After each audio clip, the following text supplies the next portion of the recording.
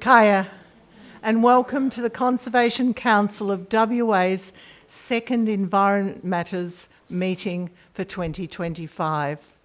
And it's a full house, and it booked out in a few days. Thank you all for joining us tonight, including the one... Oh, well, this might be in the way. Can you hear me? Yes. Maybe a bit closer. Thank you all for joining us tonight, including the wonderful lineup of speakers and a heartwarming, switched-on audience. I know lots of people in the audience. We are privileged to have Wadandi Elder Mitchella Hutchins join us this evening to give an acknowledgement of country and talk on the theme, Caring for Community, Caring for Country. And an added privilege is that Mitchella's mother, the esteemed elder Vivian Brockman-Webb, is here with us tonight too, the matriarch of Wadandi country. Thank you for coming. Mitchella Hutchins is a traditional owner and elder living on saltwater country in the Wadandi Nation, the eldest grandchild of Vilma and George Webb, known by her totem Waljin, which means the Rainbow Woman. Mitchella is also an artist, teacher, businesswoman, mother of 4 and a foster parent to over 20 children. As a cultural custodian, Mitchella wants community values to be rediscovered by caring for community and caring for country.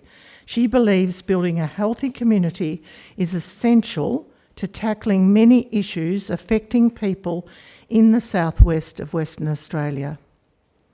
Thank you, Mitchella, for being here for this very special Environment Matters session, Fighting Fire with Fire. Is it effective? So welcome to the microphone.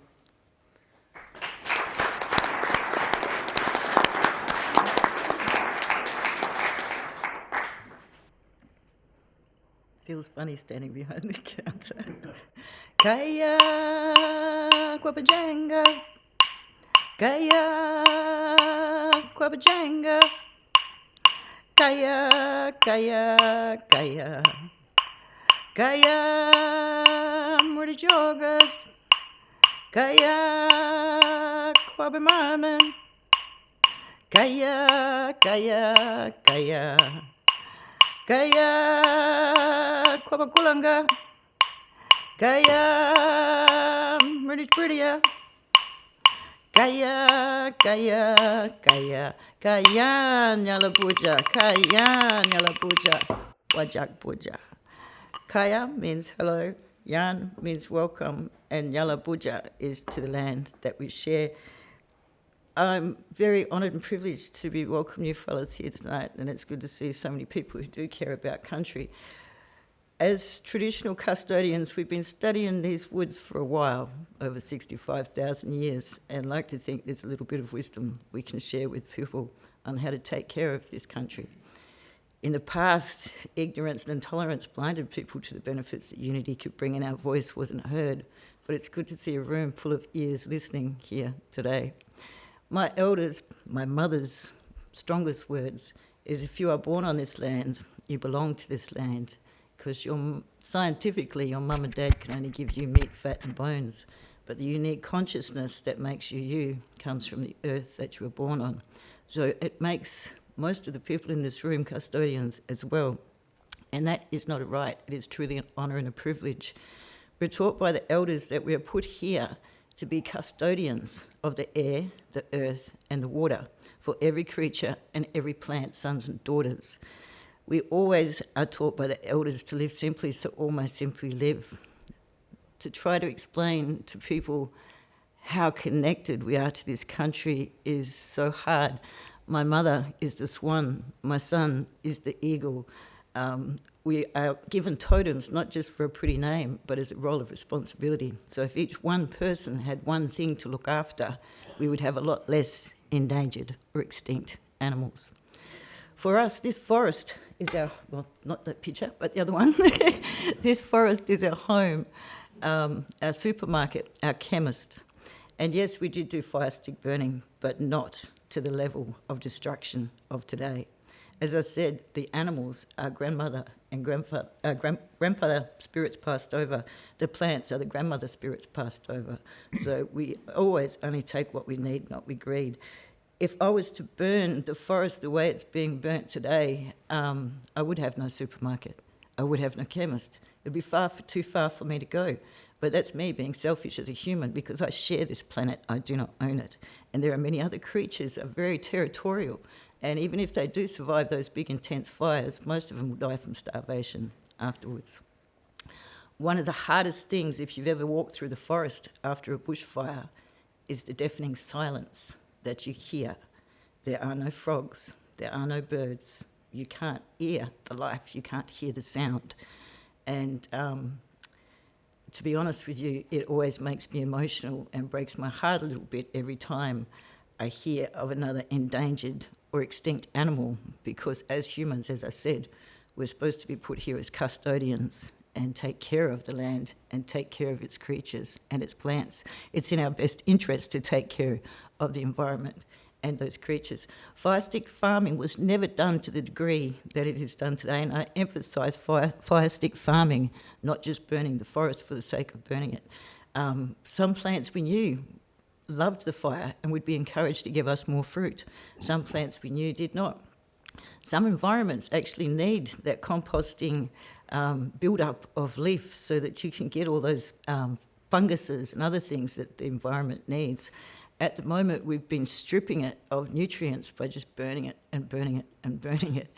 When I have my elders say to me, what can we do? It's so frustrating. People say they're burning the bush because that's what we did, but we did not do it to this level or this degree. If I took all the supermarkets away today, there's not enough forest for us to all survive on anymore.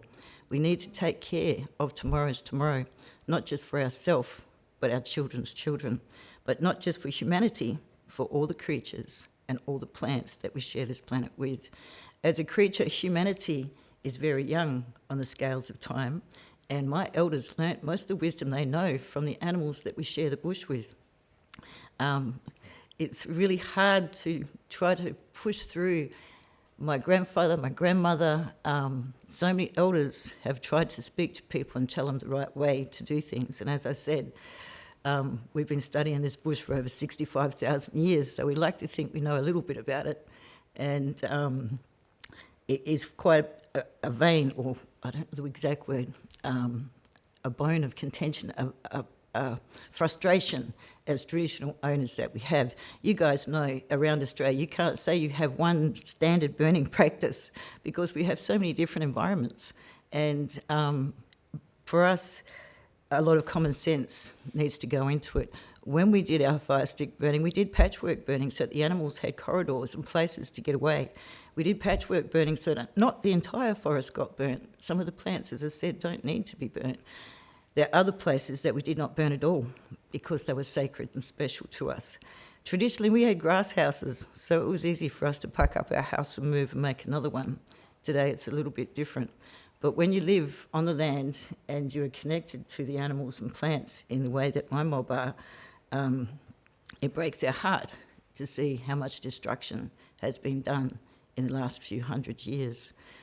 It is up to all of us to take care of tomorrow's tomorrow, as I said, not just for us as humans, but for everything else that we share this planet with. Thank you very much for listening to me.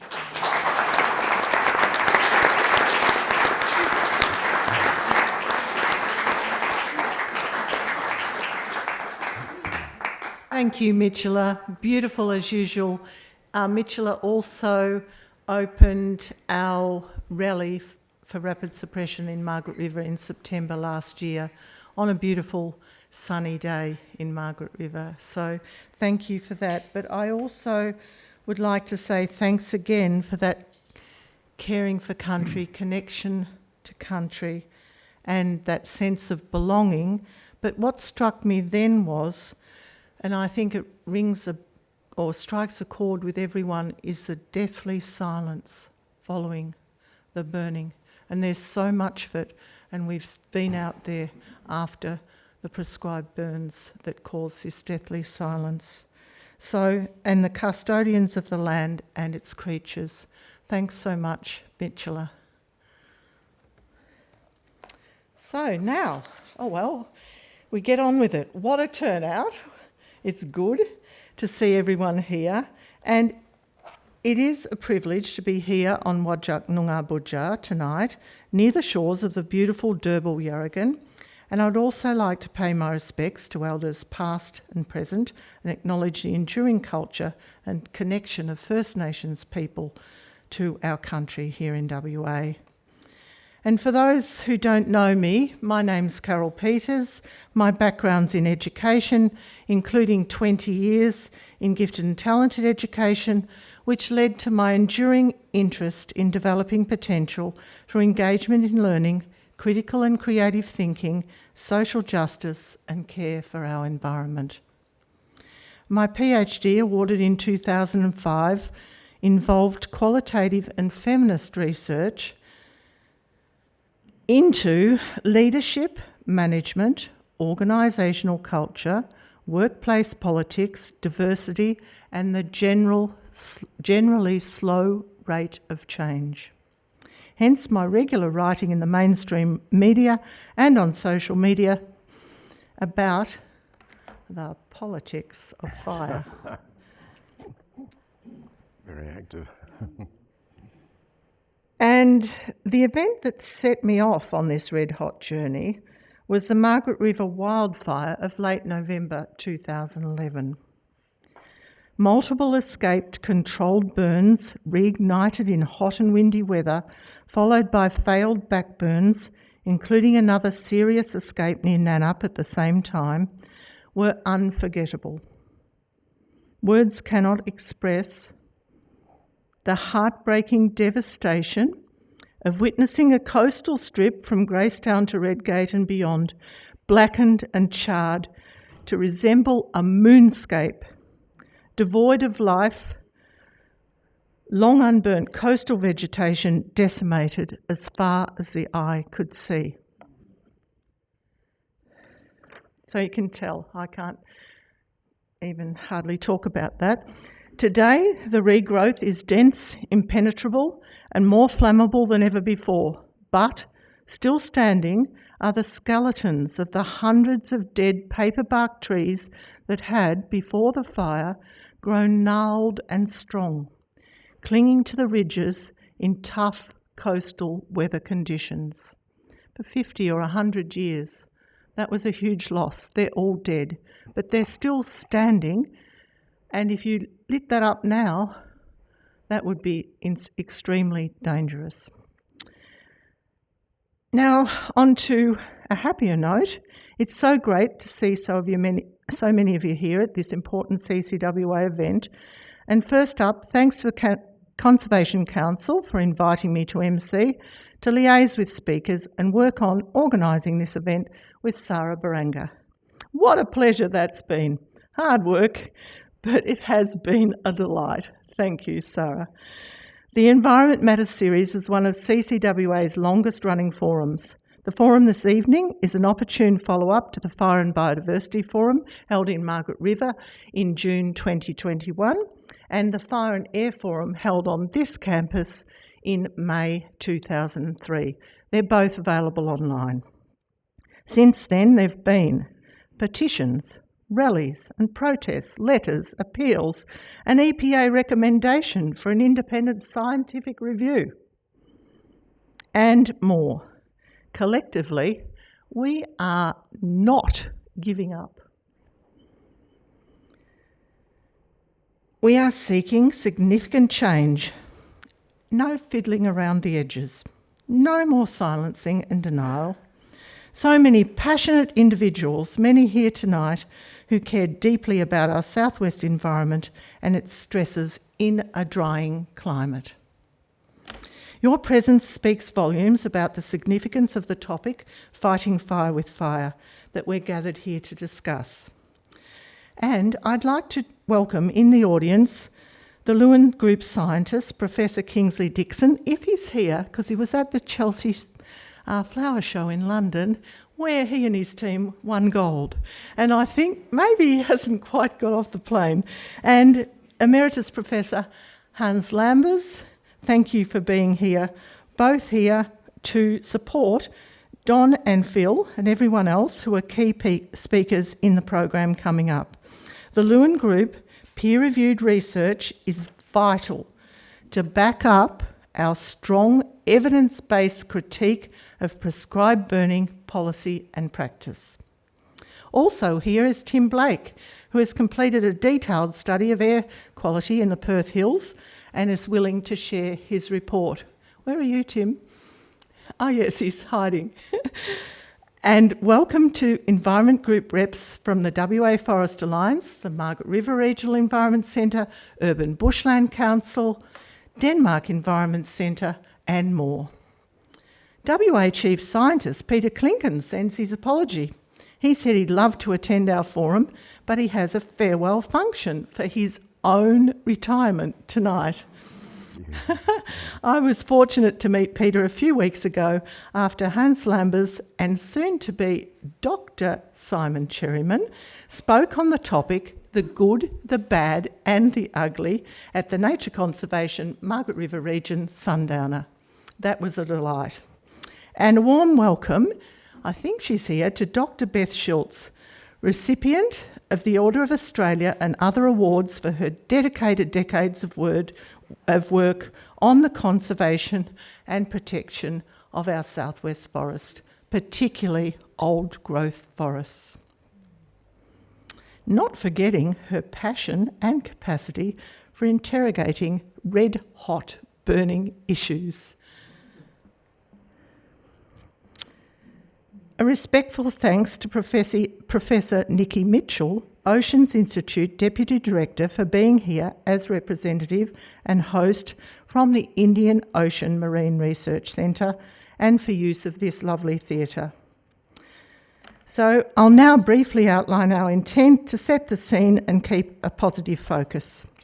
I'll try to do this quickly. Now, if at the end of the night, because I think I might have bitten off more than I can chew with so many wonderful, amazing speakers, if the Q&A is after that 2-hour time at 8 o'clock, feel free if you need to leave. We understand. So we're calling for change to a deeply entrenched culture of fighting fire with fire in our southwest WA landscapes, in our forests, woodlands and coastal heaths. We're speaking out for change, challenging the status quo and moving past the long-established regime of broad-scaled prescribed burning and a heavy reliance on back-burning extremely large areas. As you'll see and hear tonight, we have the field research, the up-to-date scientific peer-reviewed research, the photographic evidence, and the determination to call for change both at an organisational level and a political government level. After the longest drought in recorded history in southwest WA, 2023 to 2024, carrying on regardless is pure madness. But when a false belief becomes embedded, it's very hard to shift. What if the solution is fueling the problem? Over the last 5 years in particular, we've been calling for a radical increase in funding for efficient and effective rapid suppression systems, and that means the resources and equipment to extinguish small fires early, before they escape to wildfire. As Tony Pedro, Denmark firefighter, farmer, and keen observer of long unburned forests over the decades will explain, there must be a combined response from the air, water bombing, helicopters and light planes, coordinated with well-equipped fire trucks and heavy plant access equipment on the ground. No delays. Delays means it will escape to wildfire. Tony likens sending a couple of fire trucks with a limit of 60 metres length of hose each to attend a bushfire as similar to turning up to a landslide with a wheelbarrow. Now you're allowed to laugh because I did. I collapsed when he said that. Yeah. Increasing facts, evidence and research emerging on the effects of smoke on health and carbon emissions from frequent burning. You'll hear more about that tonight. And one thing I need to add, this is important. This is never about individual firefighters, whose job is often daunting in difficult situations, to say the least. Our call is for change at systems level. So, just about to finish this, in the face of significant challenges tonight, we want to inspire hope for change, provide possible solutions and a shared vision for the future. And the speakers you'll hear from are Emeritus Professor Don Bradshaw, Prescribed Burning, Is It Effective? We are also launching Don's book, the new book, To Burn or Not to Burn, A Critical Perspective. And after Don will show the newly released short film by forest flammability expert, Associate Professor Philip Zylstra, titled Fire and Forest Flammability.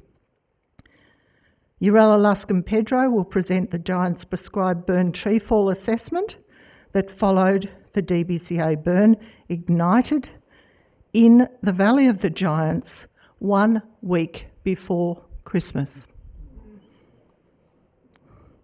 Nathan McCoy, who has worked with Phil Zylstra in Southwest Projects, is going to talk about big, slow and destructive.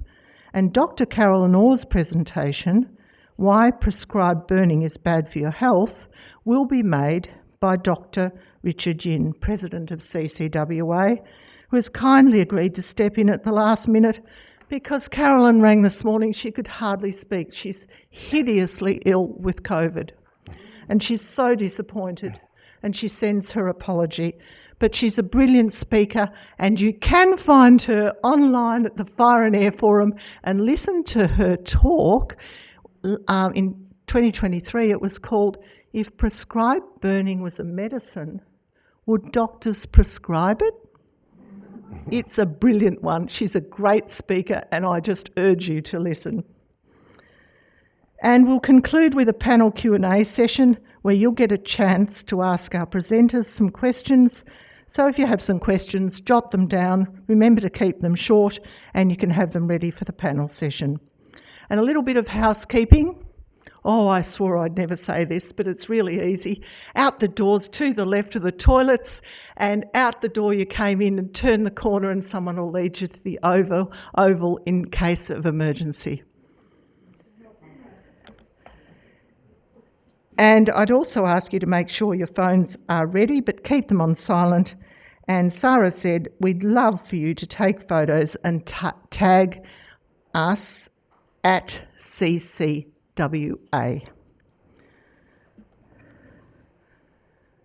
Now, rest assured, you'll be getting follow-up links and resources, and due to its popularity and appeal, this session will be recorded. Oh, yes, it is. Oh, hello. I forgot to look over there. Thanks for being here, the wonderful AV person, whom Sarah, I've got a Sarah friend too, Sarah found. Now for our presentations. First up, we're very fortunate to have Emeritus Professor Don Bradshaw, a renowned ecophysiologist and former Foundation Chair of Zoology at the University of Western Australia, a position he held for 28 years until his retirement in 2005. Now, when I read that, I collapsed laughing. Could we have a glass of wine and discuss your definition of retirement, please, Don? His research has focused on how vertebrate animals survive in extreme environments, particularly in conditions of heat, drought and dehydration. Don has conducted fieldwork in major desert regions around the world, including the Sahara, and has explored how Australian species uniquely adapt to aridity. Over the past decade, Don has worked to apply his knowledge to conservation efforts in the southwest of WA, one of the world's biodiversity hotspots. He's internationally recognised for his scientific contributions with awards from London and Paris, the Kelvin Medal from the Royal Society of WA, and commendations from the Royal Zoological Society of New South Wales. And it's our pleasure tonight to launch Don's hot off the press book, which I mentioned before, To Burn or Not to Burn, A Critical Perspective.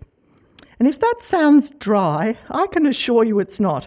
I've started reading it, and it challenges the status quo, and it's written in Don's accessible, easy-to-read style. Welcome, Don. Thank you.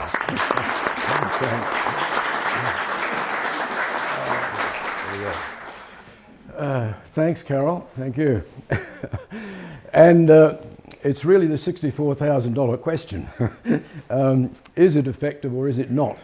And that's what I'd really like to talk about tonight and look at the evidence, because I think that's the most important thing. So where did prescribed burning come from? How did it all start?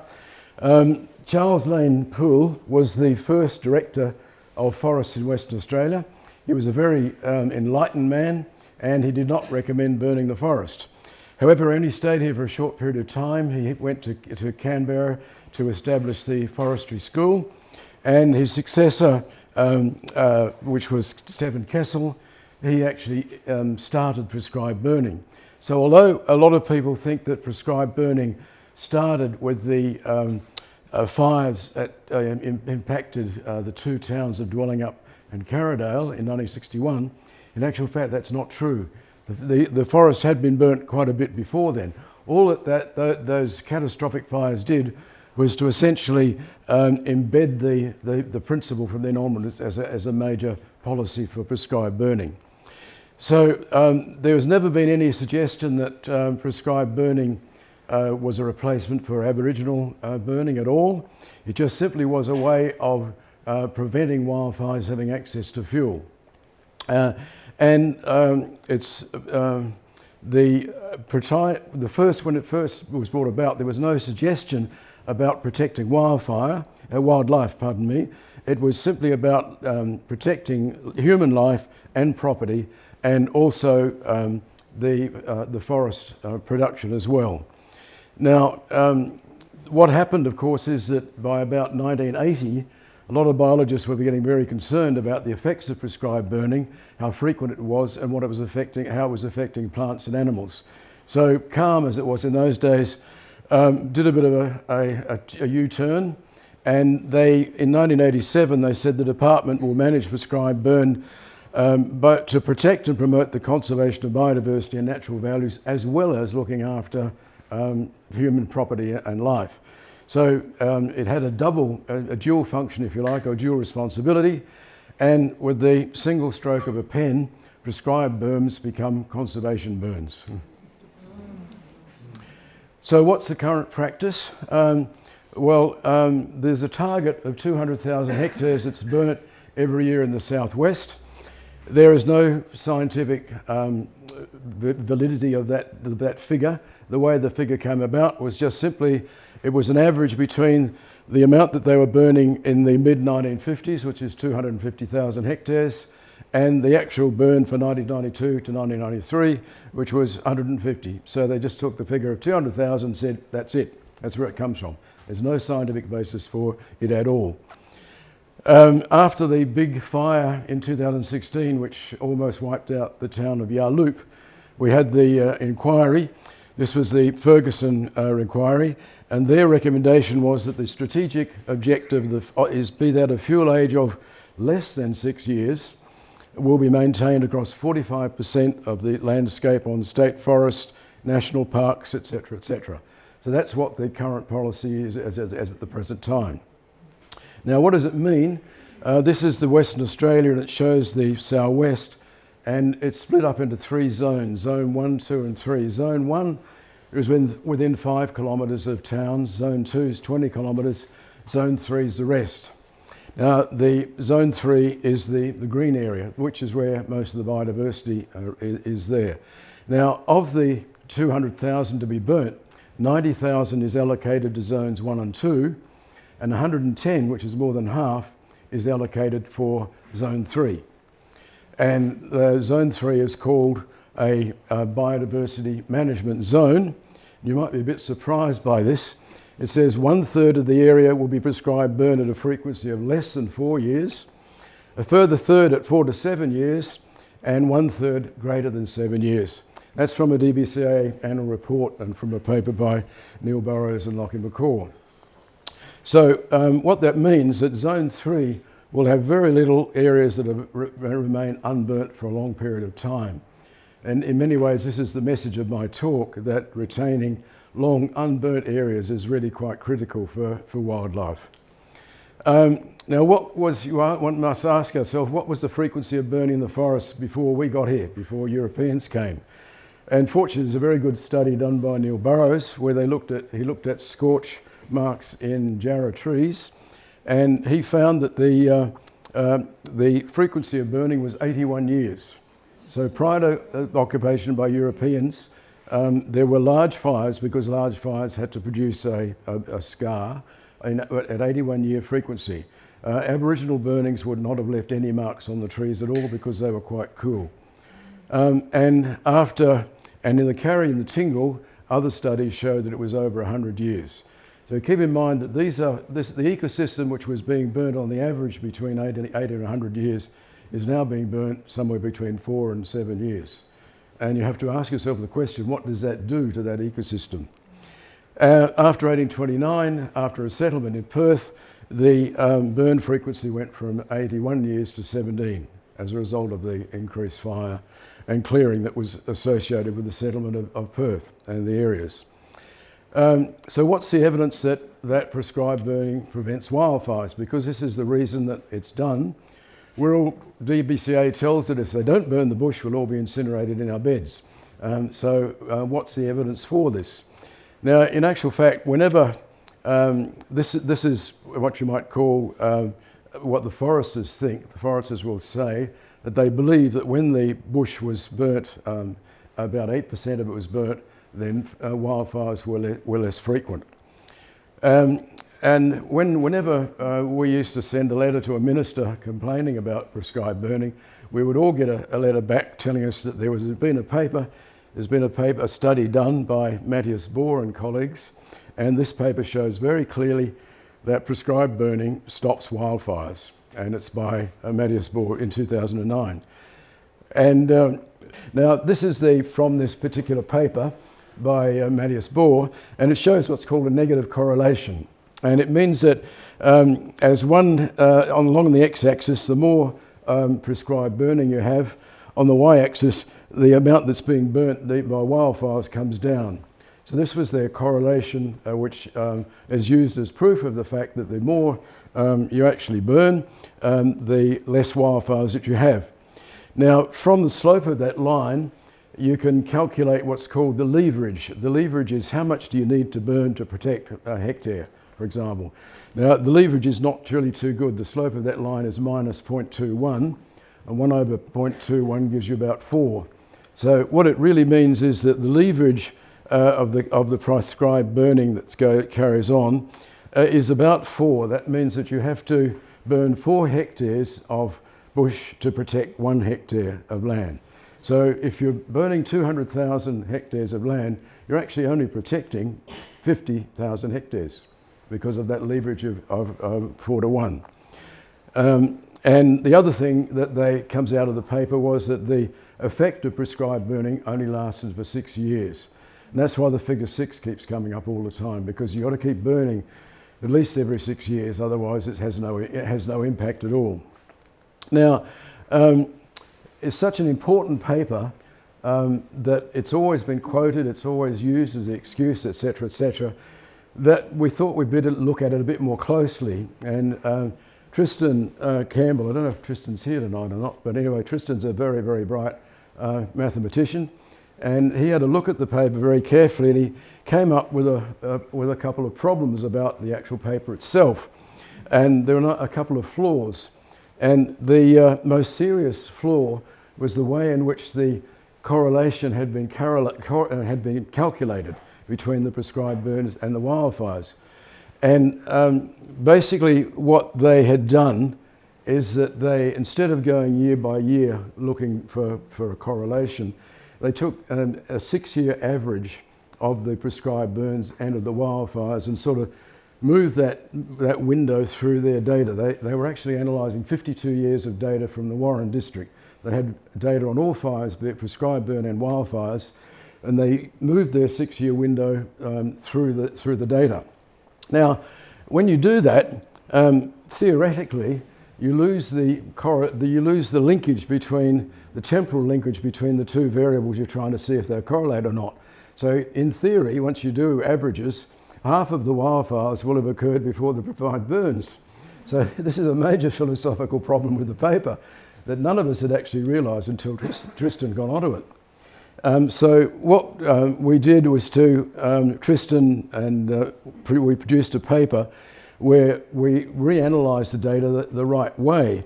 And of course, the right way is that if you take a prescribed burn in year 0, you then should look the next year and 2 years and 3 years and 4, etc., to see whether there are any wildfires or not. That's the way you should do the process of looking for a correlation. But this is what the Bohr paper does. It has this 6-year an average, and it pushes averages through there in that way. So this is a serious error in the paper, which none of us had actually picked up before Tristan got it. So that resulted in a recalculation. The same data were reanalysed in the proper way, and that's what you get. And there's no such thing as a negative correlation at all. There's no correlation. Along the bottom here we've got, I'll go back again. Along the bottom we've got prescribed burning, and here we've got the wildfires. There's absolutely nothing. There's no correlation there at all. And the other thing that's really rather worrying about it, if you look at the area being subjected to prescribed burning, that's the bottom part, it goes between 100,000 and 350,000 hectares. It's a pretty big area. But the area affected by wildfires only goes from about 25 to 75. So the burning, most of the burning in fact is prescribed burning rather than wildfire itself. And there is no evidence to suggest that prescribed burning in any way prevents wildfires, either the number of them or the area over which they occur.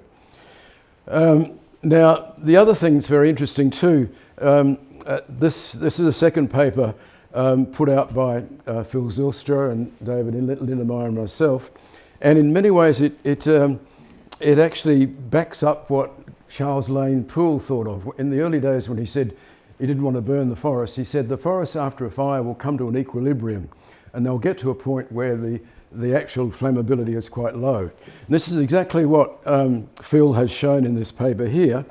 The green line up there is actually from Neil Burrows' thesis, and it shows you what happens to the vegetation after a fire.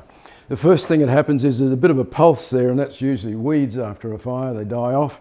And then there's a gradual increase in the growth of an understory, things like Jacksonia and wattles, which grow very rapidly after fire. And they grow up and they mature, and they reach their peak at about 20 years. Then after 20 years, that understory dies off. And in time, as the forest becomes thinner and thinner. And if you've ever been out in the Jarrah forest and you've actually been lucky enough to go to an area that hasn't been burnt for 50 years, when I was chasing my lizards on granite rocks, I used to find occasionally areas that had been long unburnt. There's nothing on the ground at all. There's just the canopy and the Jarrah trees and nothing else. And the forest thins, and the red line shows the calculated flammability, which follows very closely the vegetation there. So these two pictures here, on the left you see what the forest looks like very soon, about 10 years after the fire, and here it is about 40 to 50 years after the fire. Very, very little understory and very low flammability. Oh, I turned it off, did I? God, how did I do that? Amazing. Had enough, Don. Getting carried away here. So this is quite an interesting paper, and if I can go to there, as you might imagine, DBCA were rather unhappy about this paper. They were rather concerned about it because it implied that you should stop the burning and wait long enough and the forest will become highly less flammable and you don't need to do the burning at all. And this is a letter from the previous director of General DBCA, not the present one, to a member of the Lewin Group, of which I'm a member. It says the arguments of Zilcher et al. 2022, that's our paper, that flammability declines as the forest age hinges on a sparse and unreliable data derived from repeated sampling of a handful of unique and unrepresentative places do not correspond with practical experience and observation. You know, smack. We'd obviously got it wrong. We were in error. And this was followed pretty quickly by a publication from DBCA with Ben Miller was the chief author of this.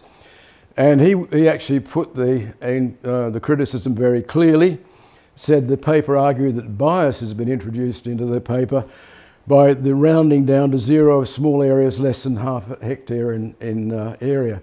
One of the things about these sort of studies, which are done with computers and programs and stuff like that, statistically what happens, you're trying to calculate the probability of whether something's going to burn or not. It's called the probability of ignition at a point, or PIP.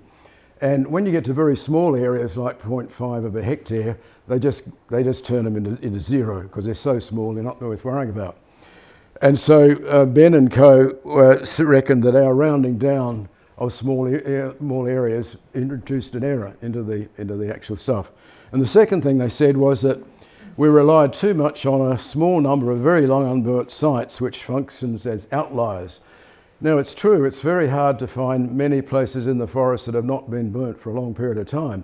So we didn't have many points like that. So they were reasonable criticisms, and what we did is we looked at it. The thing that they didn't do, I say before I go, they didn't actually rerun the data again to check. They just said that's what's wrong with it. We did rerun it again, and what we did is we found that as many figures get rounded up as get rounded down. So if it's 0.7 hectares, it goes to 1. If it's 0.5, it goes to a 0. And we're able to show that the bias is not introduced. What happens is it increases the noise of the data. The data gets more noisy, but there's no bias either up or down. And the second thing was, okay, we respond to the second criticism by taking out all of those outliers, all of the areas have been long unburnt, and said, Michael, we'll take it out and run the data again and see what happens. And bingo, it actually made it a lot better. And we were delighted with this. There's our figure for 2022. There's our grapher. And here's when we took the outliers out. It becomes much more pronounced. So by year 20, you've got the very high probability, very high flammability. By year 40, it's starting to drop. By 50 to 60, it's down to almost zero. So we could conclude from our paper from last year that basically we were quite strong in our belief that our data showed very clearly that the short-lived species die off after a time, and flammability of the forest declines progressively to very low levels by 40 to 50 years. Now, what will happen to the age structure of the forest with this sort of burning going on? This just shows you what happens if you look at some of the forests. It shows you the age structure, how old the trees are, 2004, 2013, and with the current zoning. And I think what this data shows very clearly that there'll be a huge increase in young trees, and there'll be a huge increase in the flammability of the forest with the current process.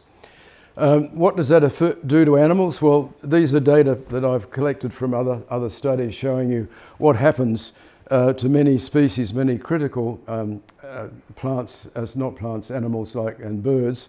And these are the critical fire intervals. And if fire is more frequent than any of those numbers, all of those species it'll have a detrimental effect on them.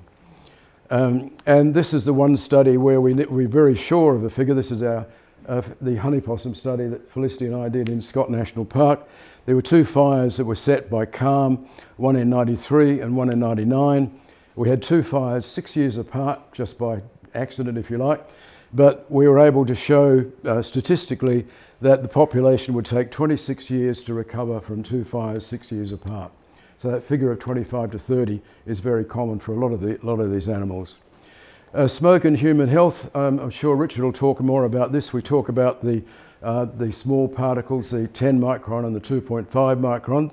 This graph just shows you that if in wildfires, the PM10, that's the 10 micron and the 25, they're much more common, excesses are much more common in wildfires than they are in prescribed burns they are in wildfires. So there's been 87 excesses here versus 18 with wildfire. So the prescribed burns are much worse for health than the actual wildfires themselves. We can calculate greenhouse gas emissions as well. This just shows you over from 51 to 2012 how many prescribed burns there were, that's the blue ones, and how many wildfires. You can see how prescribed burning is much more prevalent than wildfires are. And if you turn these into data, the main thing is if you look at the areas that are being burnt by prescribed burns versus wildfires, just take the bottom one here, it's about 7 times. So 7 times of the air of the bush is being burnt by prescribed burns than is being burnt by wildfire. And greenhouse gas emissions, again, I won't show you how it's calculated, but the figure's pretty clear. Burning of 200,000 hectares every year produces approximately 8 million tonnes of CO2, is about 10% of WA's annual CO2 emissions. So I believe that we can't keep on doing this the way we do it. Something has to change. So what should change? The current fire regime, with 45% of the forest being burned at less than 6 years, is highly detrimental to much of WA's unique bird and mammal fauna, let alone the plants. I haven't mentioned plants. I'm not a botanist, I'm a zoologist, but the plants are there. Even cool burns can be disastrous. Phil Zylstra did a study on the western ringtail possum. A very cool burn went through, but when it hit the grass trees, the balgas, and they go up like candles, the temperature above them in areas where possums were sheltering got to 500 degrees centigrade. And in this one study, there were 22 ringtails that were being monitored. 17 of them were killed by the fire, which was a cool burn. It wasn't a hot burn at all. The protection of long burn habitats is essential for the survival of many of our iconic species. That's the one thing I hope you'll take away from this if you remember anything. And the current fire interval is based on the assumed protection afforded by prescribed burning, but as you've seen, that is false. The prescribed burning does not prevent wildfire. And there's no scientific basis for the burning of 200,000 hectares in remote bushland. This has just been something that's been dreamed up out of a couple of averages.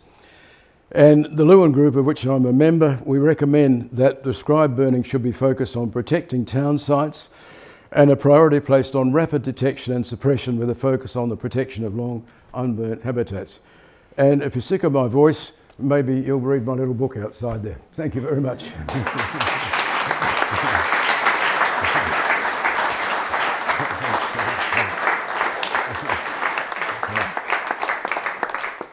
Thanks, Don. You always make it so easy to understand. Does everyone agree?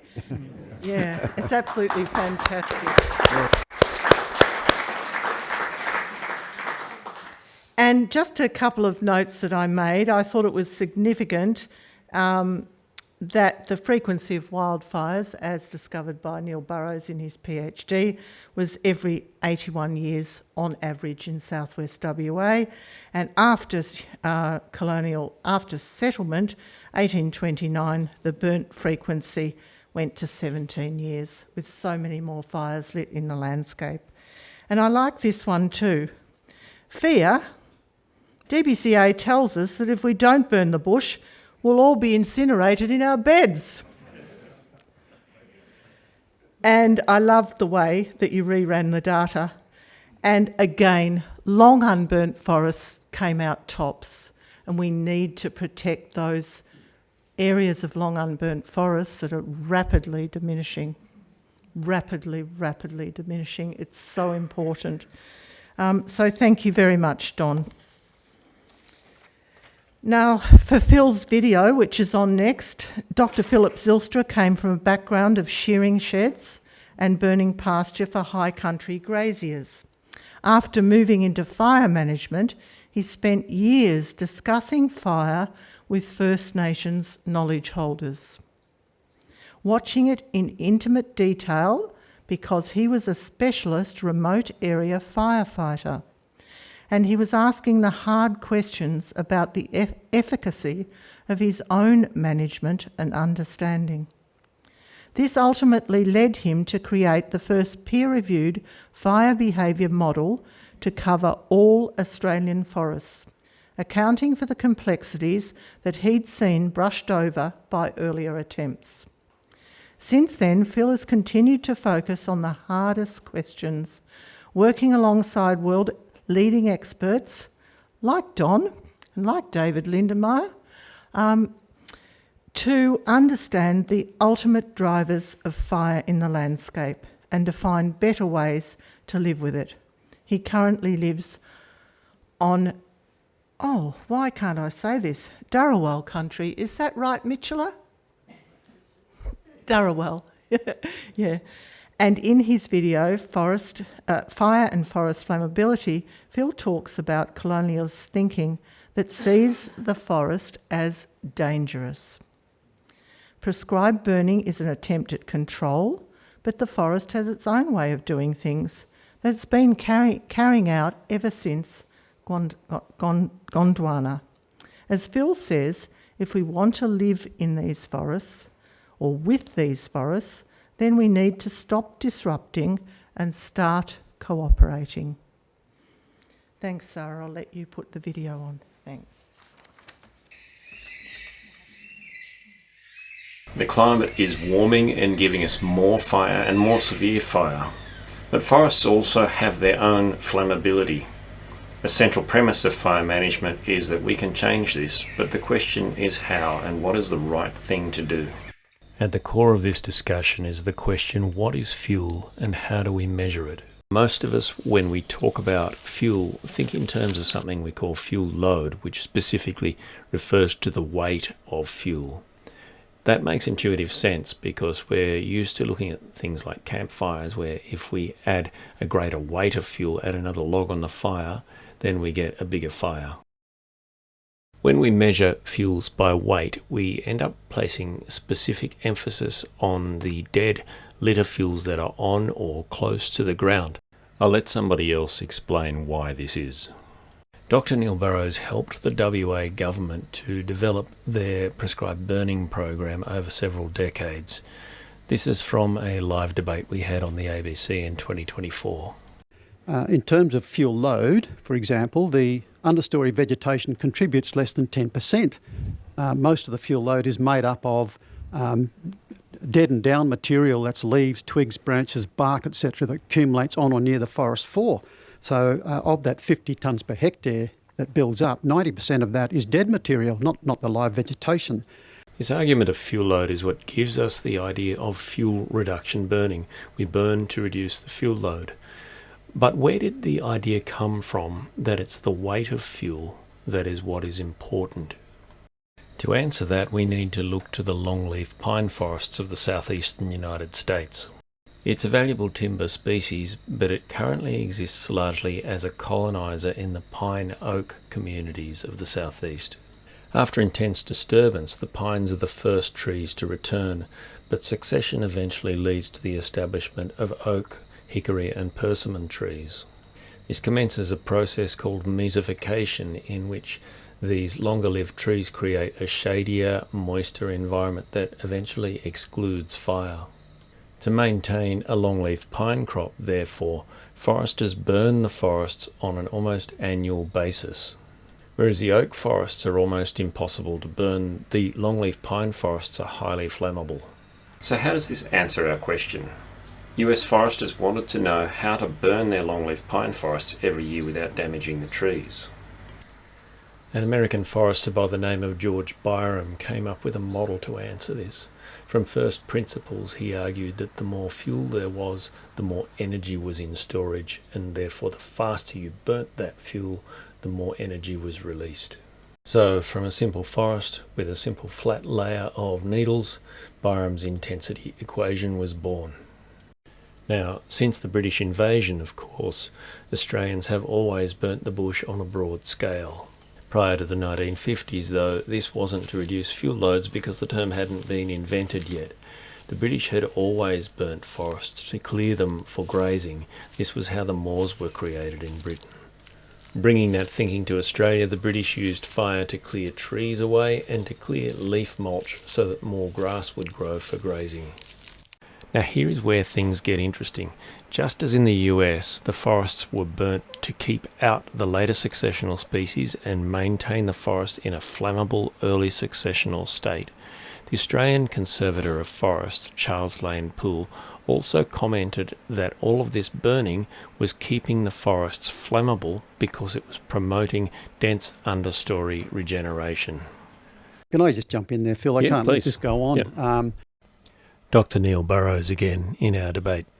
The live vegetation, well, look at what it is. It's live. It's mostly water. It makes up less than 10% of the biomass or fuel load, so therefore less than 10% of the total energy output of the fire. So did you catch that? Dr. Burrows is saying that plants are not an important fuel because they're an insignificant input to Byram's model. But in practice, we can see that plants burn, and when they do, these are the flames that are too large to be controlled. Byram's model might have been fine in a pine forest with a single flat layer of pine needles. But we weren't dealing with a pine forest or an ordered tree farm. We were dealing with the Australian bush.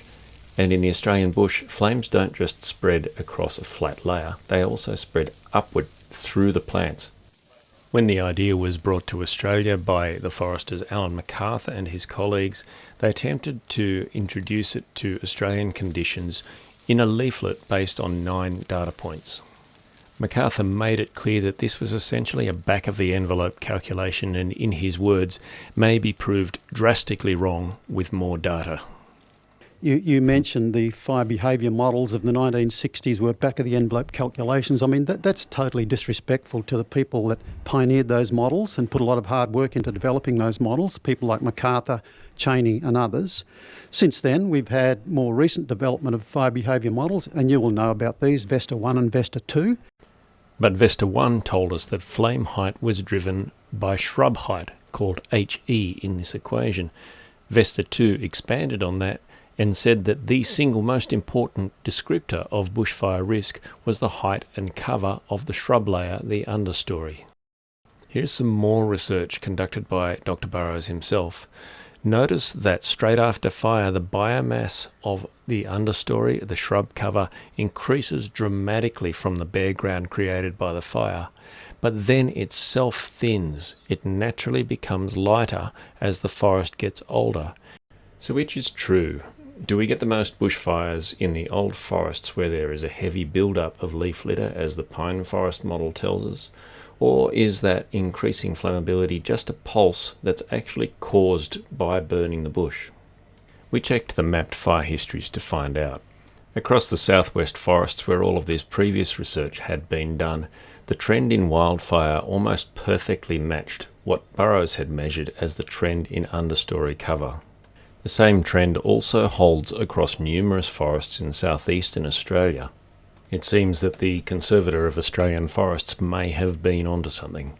Since 2004, a major part of my research has been to replace those old models with something that accounts for the changes and the details of Australian vegetation, things like their oil content and moisture and the structure of the plants.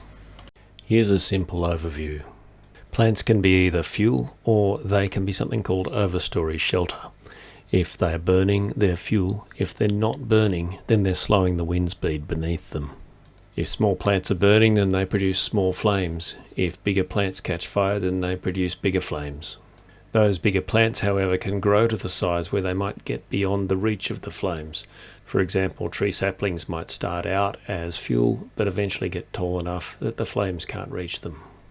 Taller plants are more competitive because they take more light, water and nutrients. As a result, over time the general trend in Australian forests is that biomass moves upward in the forest profile and you have less and less close to the ground. That means less fuel and more overstory shelter. How widespread this trend is, it's really hard to say. It's been measured across Victoria and others have measured it across southeastern Australia. Once you're aware of them though, you will start to see these ecological controls popping up all over the place. You'll notice places where fires have either stopped by themselves or burnt with very small flames. You'll also notice other recently burnt places where there's now a very dense understory and clearly a much greater fire risk than there used to be. Broad-scale prescribed burning is an extension of the colonisation mindset. Whether we're burning to create more grass for livestock or to reduce bushfire risk, the thinking is the same. Wild forest is dangerous, it needs to be managed, it needs us to change its course. Ecological control theory flips this around. The forest has its own ways of doing things that it's been carrying out since Gondwana.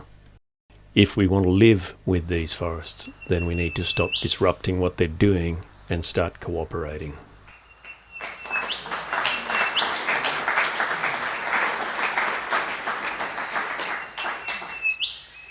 It's always wonderful to listen to Phil, and he has spoken so deeply with First Nations people, and he really works collaboratively, and as he said, not trying to control, but trying to cooperate with the forests.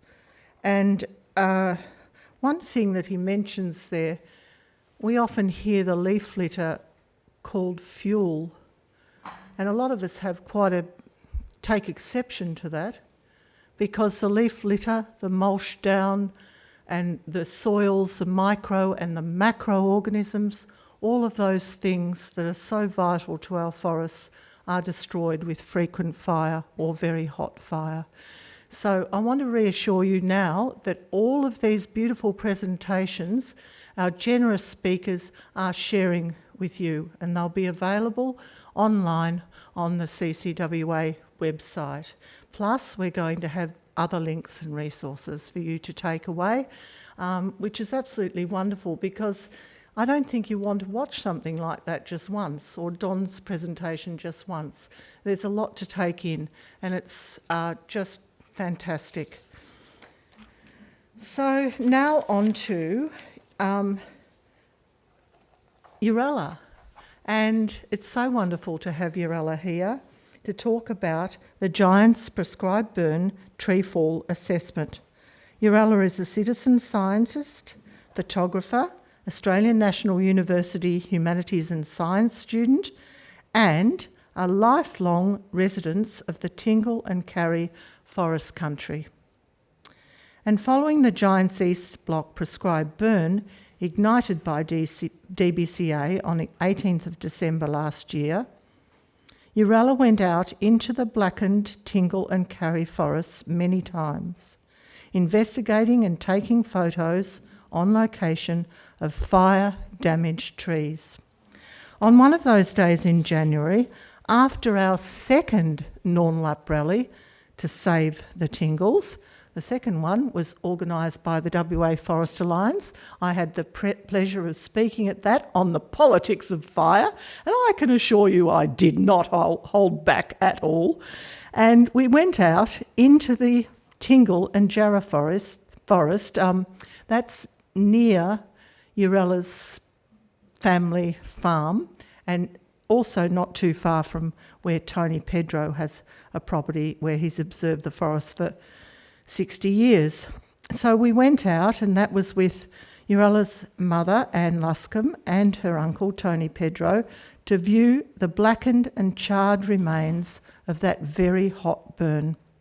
So Urella will now talk to you about her assessment and report, and welcome so much, Urella. And both Urella and Nathan McCoy have had to drive a long way to be here. Thank you.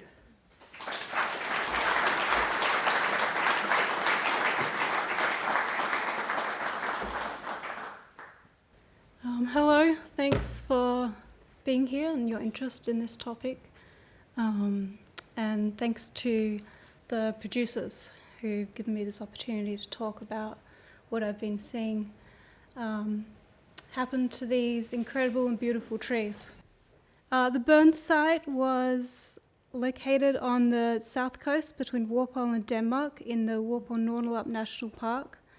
The prescribed burn code is Frank 111, but the area of the forest is also known as the Giants, as it contains a number of very large red tingle trees. The areas to be burnt are often divided into smaller units or cells to account for varying vegetation types and their associated moisture levels, which become flammable during different seasons. Cell 1, which consists of heath, peatland, and jarrah vegetation, was burnt months before Cell 2 in spring, and my assessment is focused on Cell 2. And particularly the area of tingle forest within Cell 2, which was around 85 hectares. While the area is predominantly tingle forest, other large species such as carrier marri were also present and showed potentially similar patterns of fire-related degradation. However, as the tingle trees were the most numerous and formed the dominant upper canopy, my assessment generally focused on their susceptibility to fire. And over the last 40 years, this area has been burnt by prescribed burns 3 times, in 1988, 1996, and the latest last year. So Cell 2 was ignited on December the 18th, and this day was rated as a high fire danger day on the Australian Fire Danger Rating System.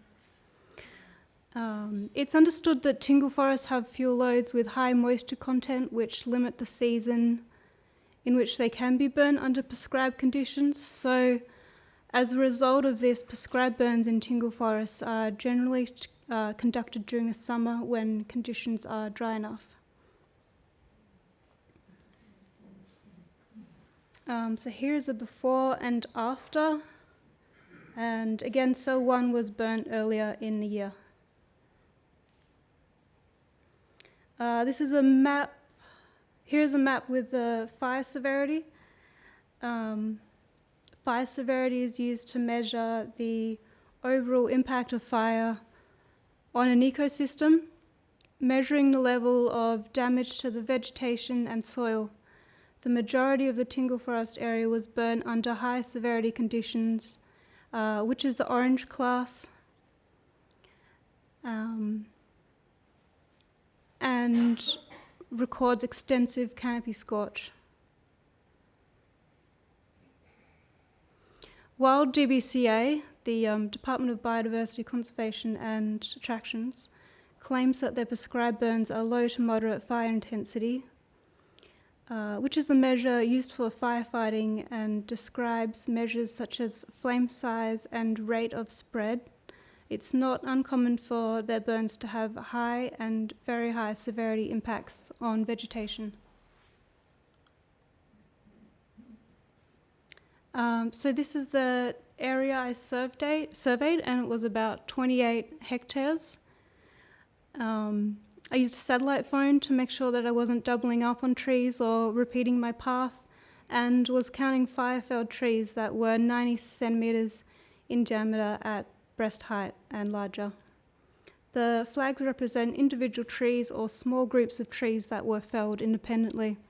In some cases, 2 or more trees had fallen in close proximity, but not as a result of one tree bringing down others during its fall.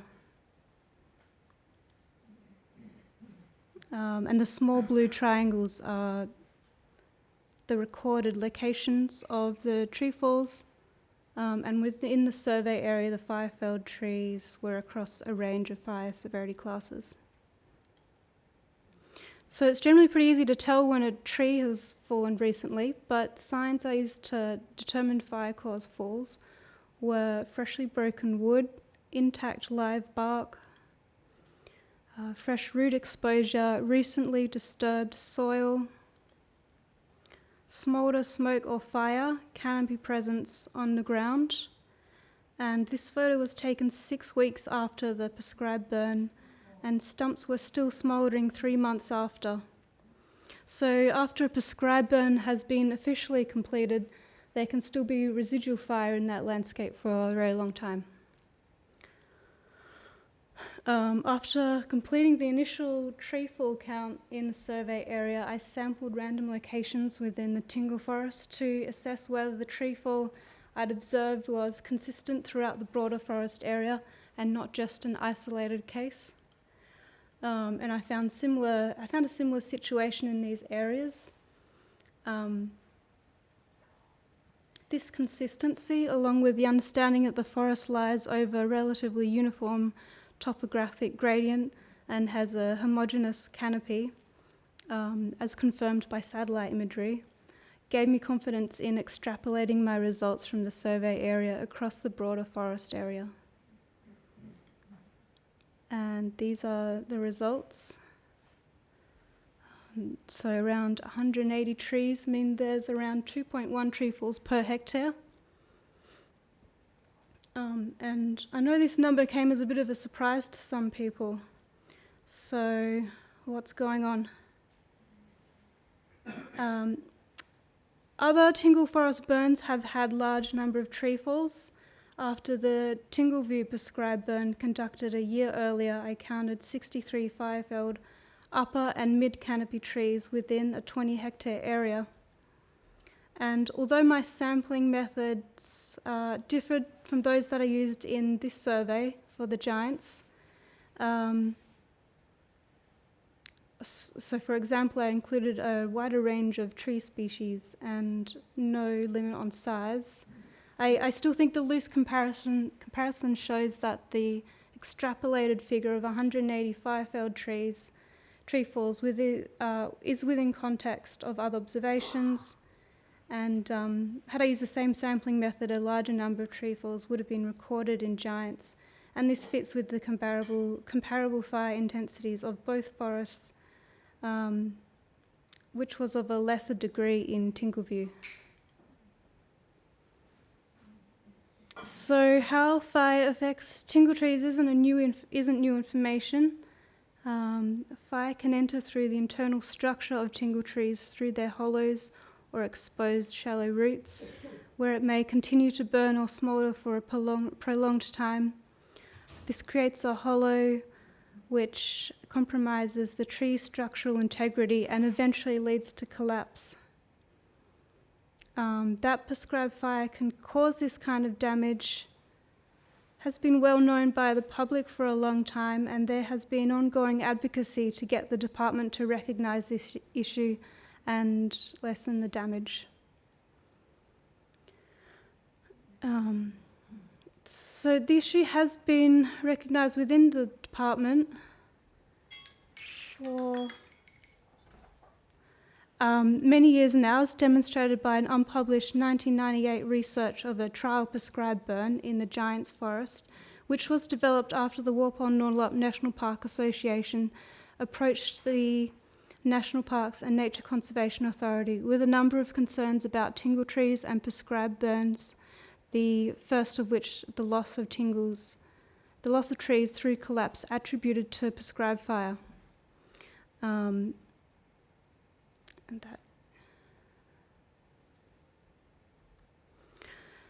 So the susceptibility of iconic giant tingle trees to prescribed burning has been known for a while. And I think it's generally understood that while large trees hollow out and collapse, it is less well understood that young trees are exhibiting a fatal loss of internal structure, as were the previously damaged large tingle trees. So here's a history of the Frank 111 Tingle Forest fire history. 1976 was a escaped wildfire, but the other three are prescribed burns.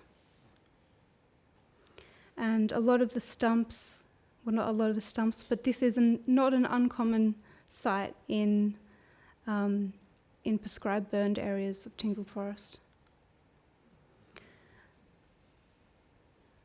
This photo was taken 2 weeks after the burn. So a substantial proportion of relatively young trees contribute to the overall tree fall count. These younger trees exhibit a fatal loss of internal structure, and the cumulative effect of prescribed fire is likely a causal factor to the loss of internal structure. The department allegedly protects big trees on the perimeter of the burn by scrub rolling around them. And here's an image of an area where they protected. And another tree that they supposedly protected. And another large tingle that they supposedly protected by scrub rolling. So the final number of fire-felled trees includes old and young trees, with many exhibiting internal structural failure consistent with fire damage. The effects of prescribed fire on tingle trees appears to be underestimated and poorly understood by land managers, and the effectiveness of scrub rolling measures requires further investigation. That's it.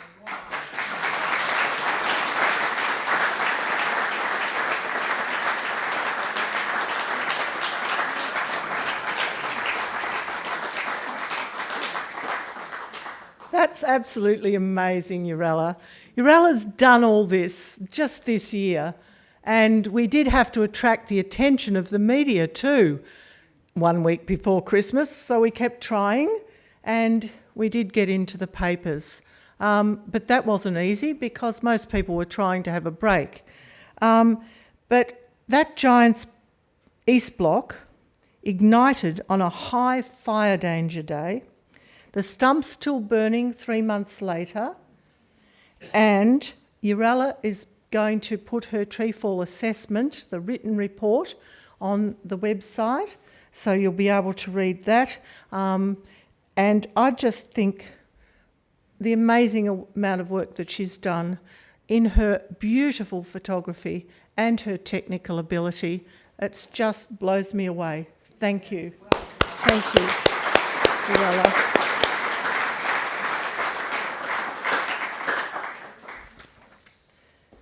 Now, on to Nathan McCoy. Where's Nathan?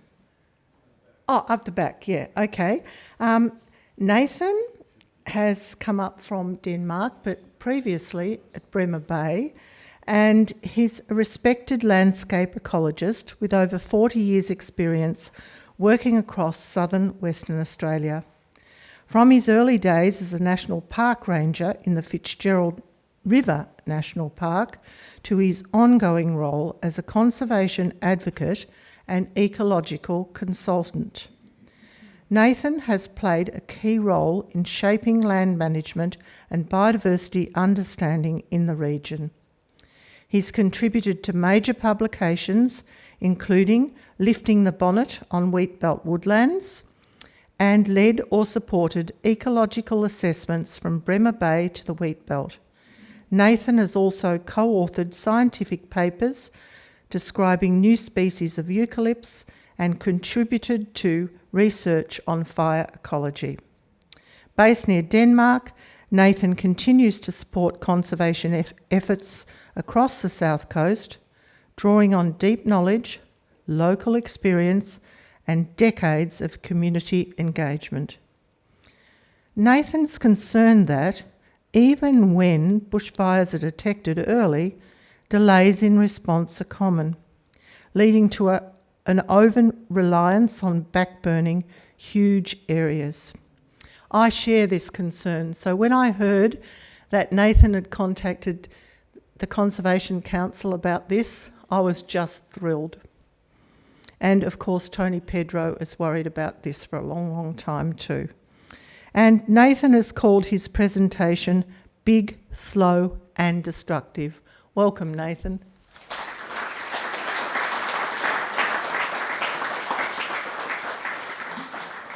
While I did call it initially that other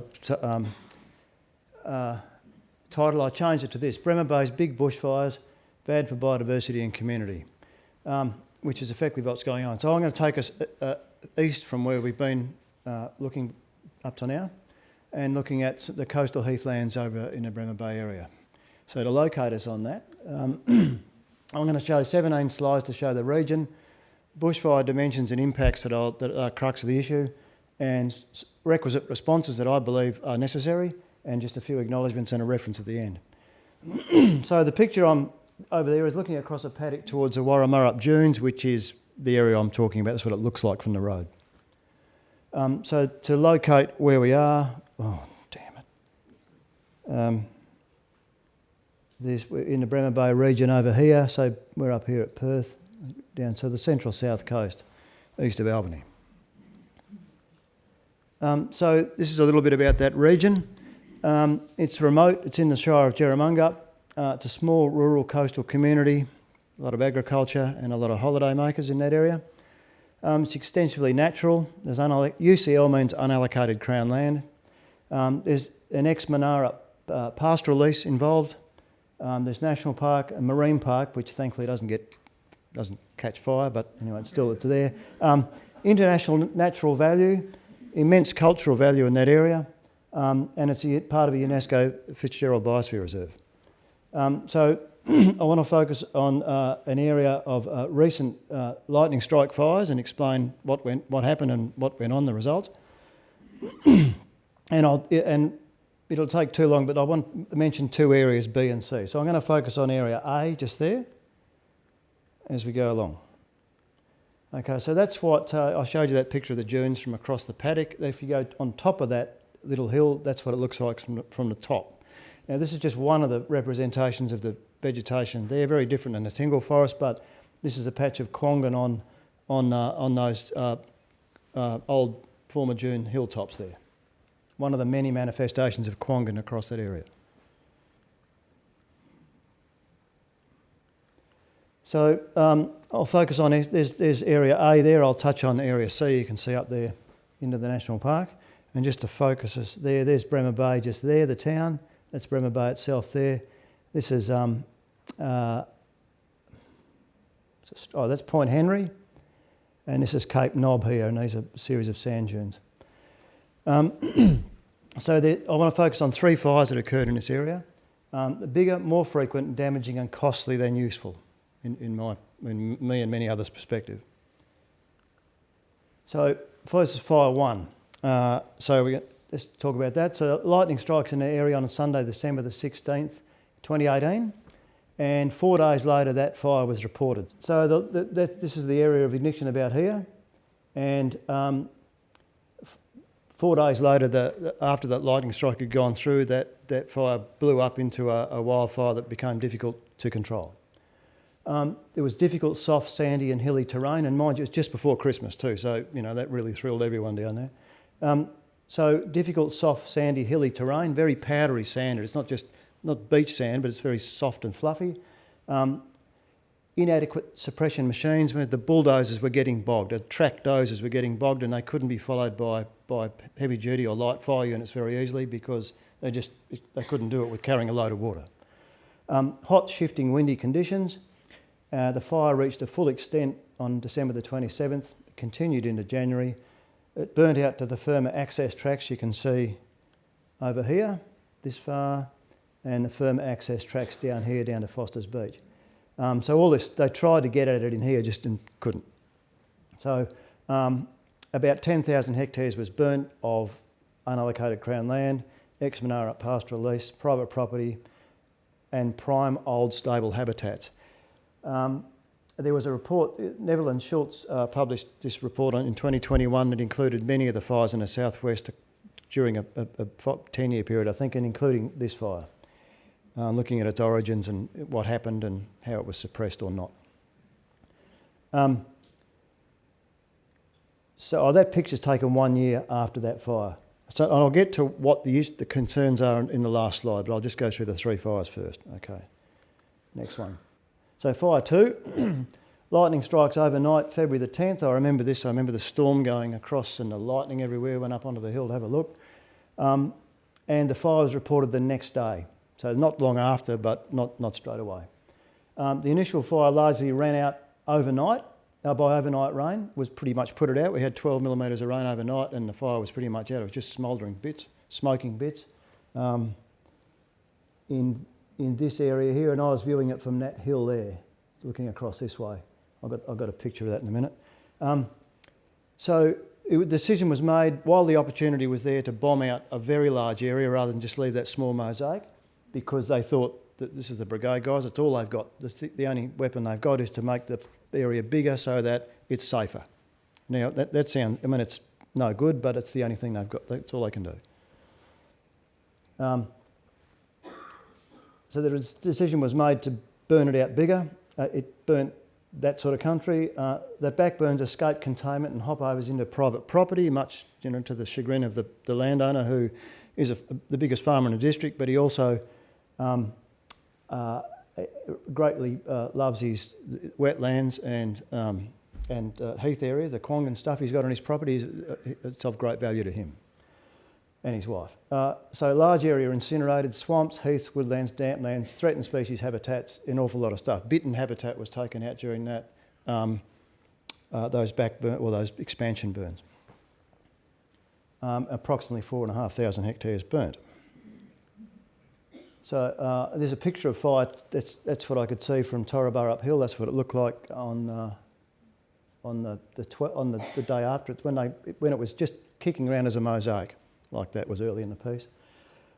A few of us stood up there and we could see this helicopter going up and down, lighting it up to make it bigger. And it was a Department of Biodiversity Conservation and Attractions helicopter doing the fire bombing, which is a bit of a thing.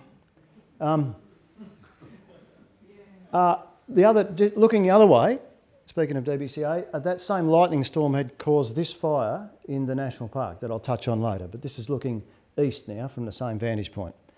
So same lightning storm from the same place, same time, 180 degrees about, but more about that later. So this is fire 3 in that same area. So fire weather warning and lightning in the area on January the 22nd this year.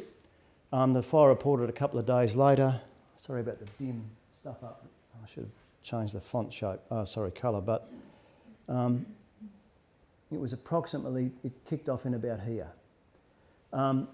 Flare-ups and hopovers from back burning on January the 31st. So again, they chose to make the area bigger while they had the opportunity, and there was flare-ups and hopovers into private property from that.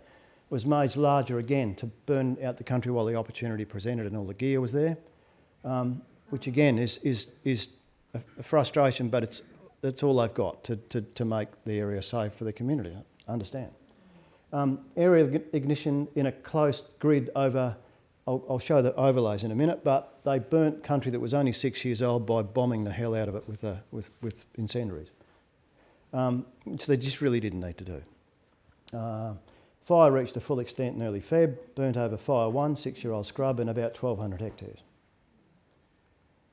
So I'll overlay those. So if you can see the fire 1, 2 and 3 there in area A.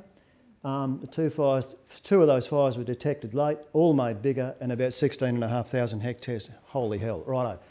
I've said all that. Brigades managed it mostly, and they're excellent volunteers and they do a very fine job, but they've got limited resources to not many methods at their disposal.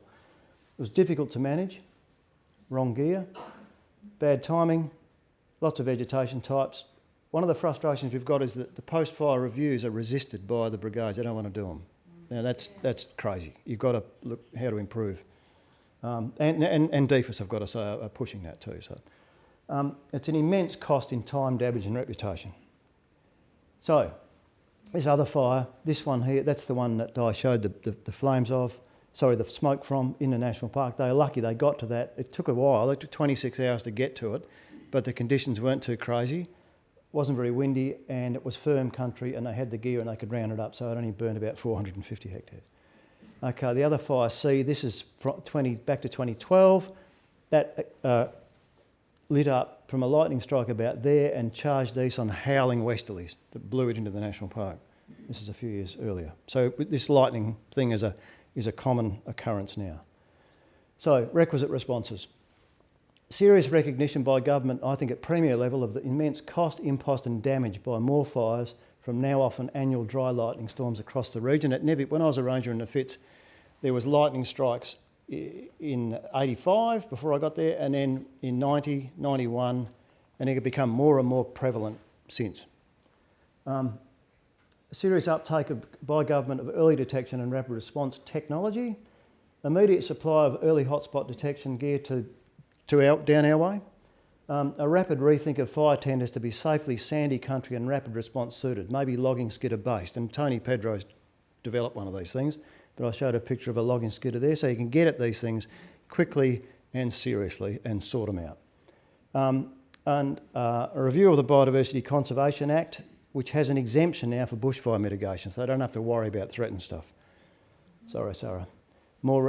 Second last slide. Make Bremer Bay a work centre of a new Fitzgerald Biosphere Parks and Wildlife District. I mean, they manage it from Albany, which would be like managing Walpole from Bunbury. Doesn't make any sense. They need to be there. Educate, train and skill local brigades in the local area's nature and cultural conservation sensitivities and how to protect them, including the serious involvement of the local Karen Noongar people out that way. Recognise and accept there's more values. Refocus the efforts of brigade fire staff to rapid detection, and leadership, wisdom and resolve for impartial post-fire reviews. 3 Bankshires there. Bankshire coccinia is being lost from that area, which is in that picture, as dead bits due to the frequent fire.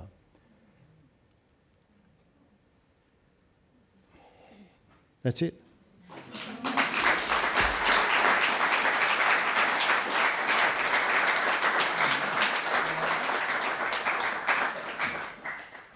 Thanks, Nathan. And you can see how difficult it is to fit all that information in a short time. Congratulations for doing that. And I think when you said backburns escaping containment lines, we hear that all the time, hopovers and flare-ups. So the backburning is adding so much. And I remember that fire in the Walpole Wilderness where 2 prescribed burns were, I think it was 15,000 hectares intended to be burnt, but then 2 back burns were added, and that was another 10,000, and because the prescribed burns escaped. So these are huge areas, and near Walpole too, huge areas that are going up in back burning. And those post-fire reviews, I'm glad to hear they're getting a little bit better. And I'm pretty well reminded when you said there are exemptions about endangered species and threatened species for if you're doing bushfire mitigation. So it's different if you're doing it for DBCA than if it happened in a bushfire every 81 years. And also there's another comparison there. The thing that really struck me with the Margaret River fires in November 2011 was November the 20th, Sunday, a beautiful sunny day. I was going out to the beach. I can remember because it was my birthday. And by Tuesday, we saw the helicopters flying over. And I said to, I think it was the waiter at Sea Gardens, he got up on the roof. I said, oh, great, are they water bombing? And he said, no, they are dropping fire. And like you just go, oh, wow. So, Nathan, that's absolutely amazing, and people will be able to read it in detail if you if you'd like to make it available. Yeah? Okay, fantastic. Thank you very much. And yes, more.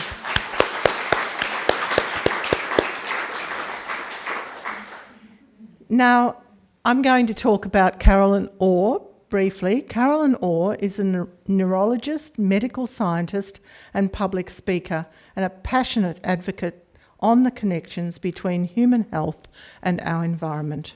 She speaks out fearlessly on climate change, fossil fuel pollution and biodiversity loss, and how these interact and harm human health. In medicine, doctors assess everything they do using the framework of evidence-based medicine. Carolyn uses the power of story to show that prescribed burning, intentionally burning our forest to protect human lives, assets and biodiversity, completely fails the evidence tests routinely used in modern medicine and actually causes harm to human health, as well as irreversible harm to our environment. Now, Richard Yin will now present Carolyn's speech because of her unfortunate illness. Richard is the current president of the Conservation Council and a general practitioner with expertise in healthcare sustainability, especially the role of primary care. He was past board member and honorary secretary of Doctors for the Environment Australia. Welcome, Richard.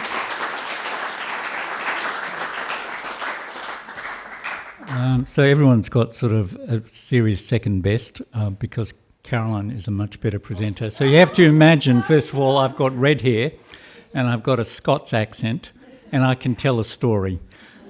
So they've already failed on a number of fronts. So I'll read out what she has to say. There's a lot of evidence base to it, but she normally tells a beautiful story. Not sure that I can do it justice, but I'll try based on what she's given me. So in medicine, if we're going to do anything, give you a pill, a procedure for an operation, we need to be able to tell you what we're hoping to achieve, the benefit, but also let you know something about the downsides, the side effects and the cost. That's evidence-based medicine. And the scientific basis is what has underpinned medicine's extraordinary success over the last few decades. We can apply an evidence-based framework to prescribed burning.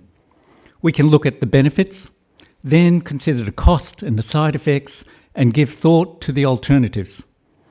We've already heard from Phil Zylstra on the evidence for prescribed burning in reducing forest flammability, and it's a fail.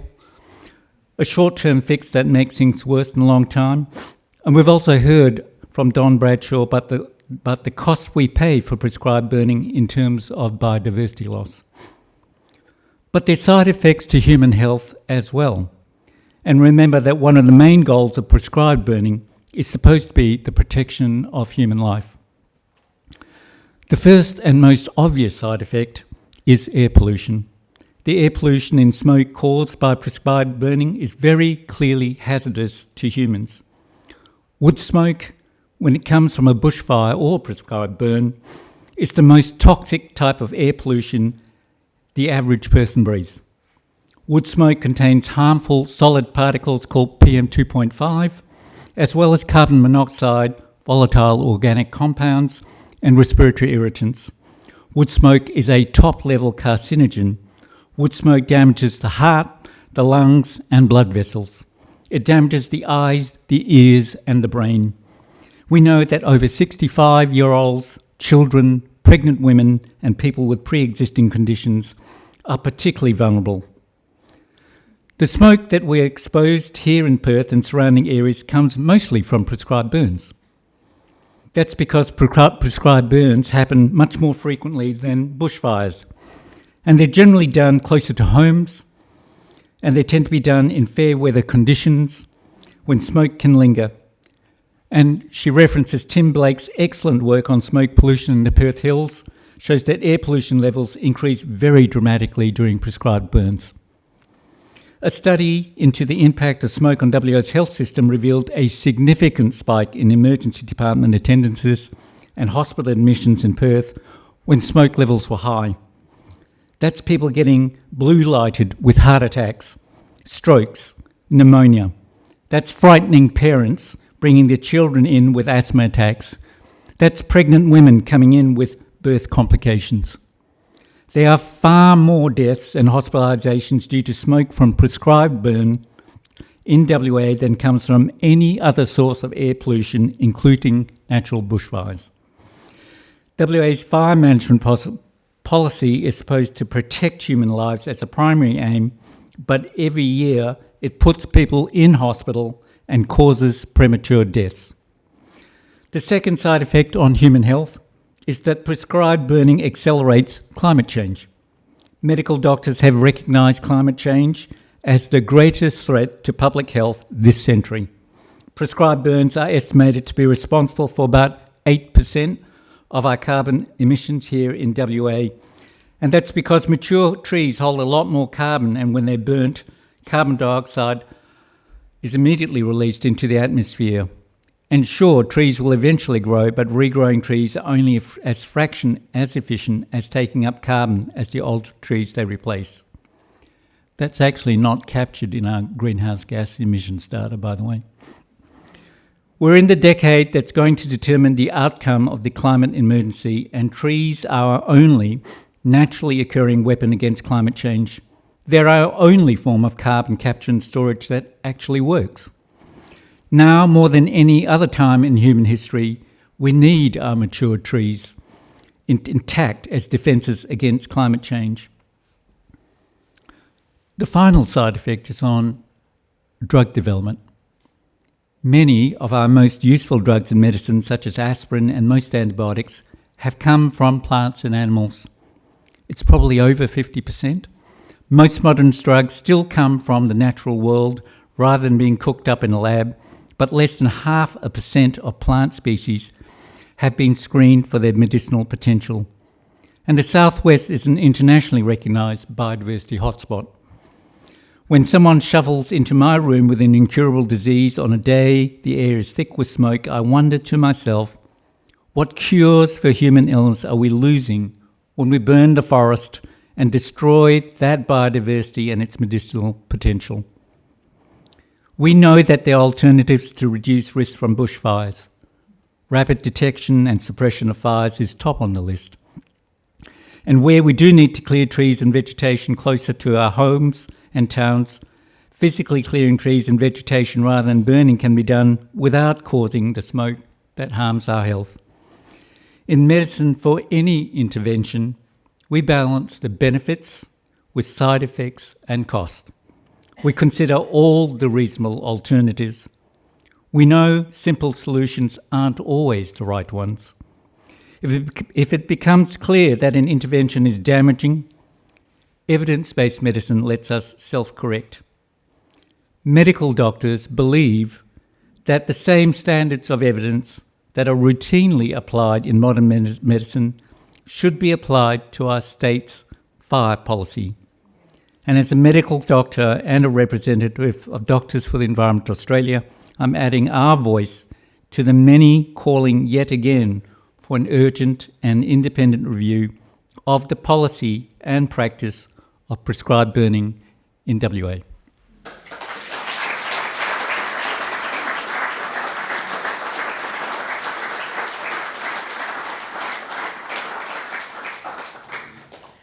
Thank you very much, Richard. Having only found out this morning, well done, fantastic. And what wonderful facts in there. And you can see that Carolyn is an amazing speechwriter. And don't forget, go to Vimeo, Fire and Air Forum, and scroll down to Carolyn Orr and you will hear her presentation. If prescribed burning was a medicine, would doctors prescribe it? And just one thing on that carbon capture, there is a group called Arbor Meta, very, very sophisticated technology, and they're measuring carbon in forests, different forests throughout Australia, and they're currently really interested in the forest down near Denmark and Walpole. And so there'll be more evidence about carbon. And what was significant, why don't we hear about this in connection with prescribed burning? Because there's an exemption. If it's a prescribed burn, the theory is it would be worse if we were hit by catastrophic wildfire. Therefore, there'd be way more carbon released. Well, that's not true, is it, Don? So that's why there's currently no measurement of carbon pollution and greenhouse gases in the atmosphere from all of that regular prescribed burning. Thanks, Richard. Now, I'll make this quick. I'm going to talk about speaking out, calling for change. And I've just written down a few things quickly this afternoon. Deliberately burning a parched land makes no sense at all.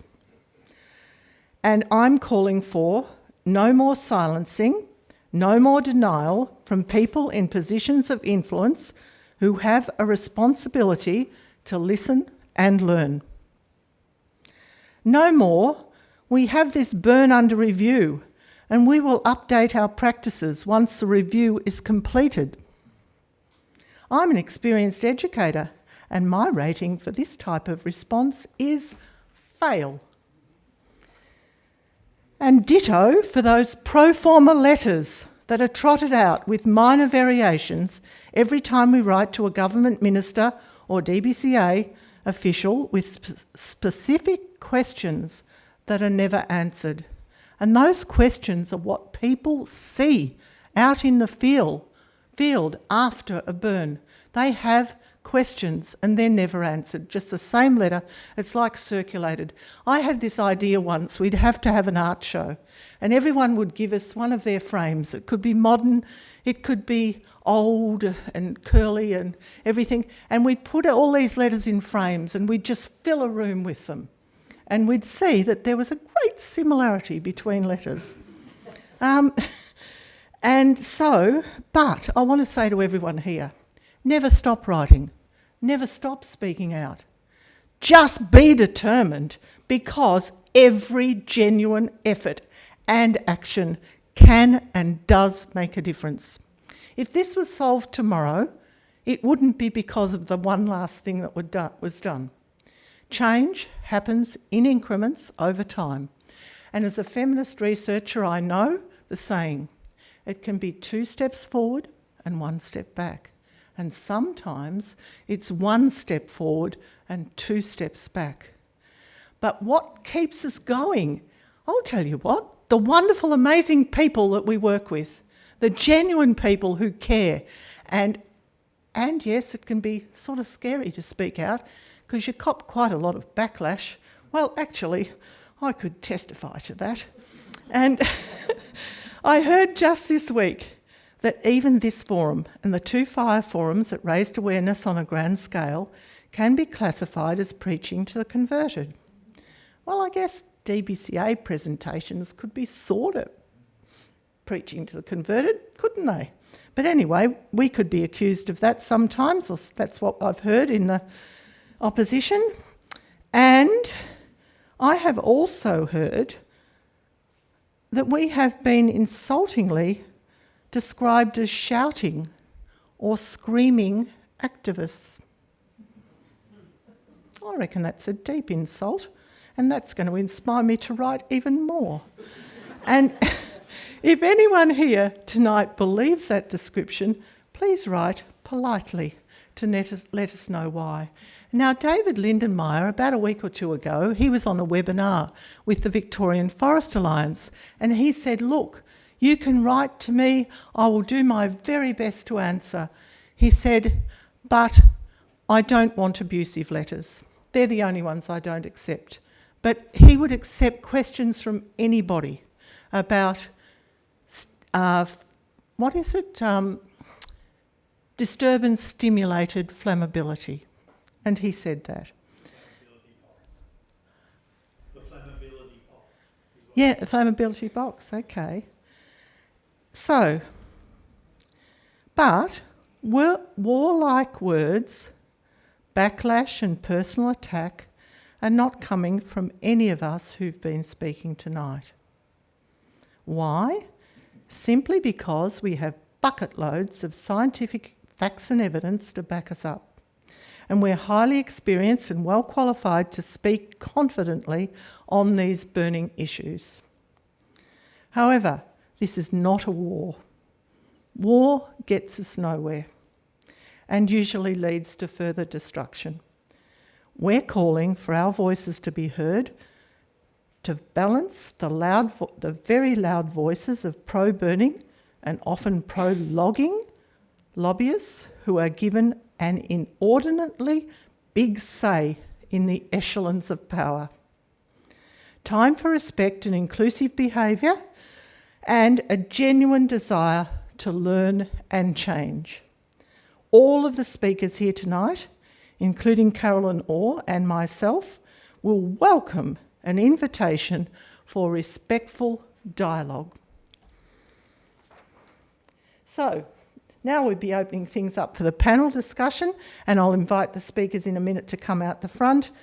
As we move to that Q&A session, we encourage you to ask questions rather than make statements, so we can make sure that everyone has a chance to engage, and please keep your questions brief and to the point.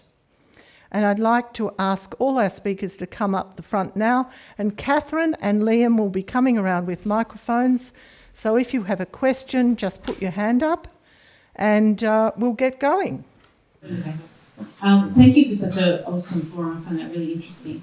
My question is for Professor Bradshaw. I was just interested in the differences in the air particulate pollution in the bushfires compared to the prescribed burns, and why there's that difference between the two. I think I should get Richard to answer that.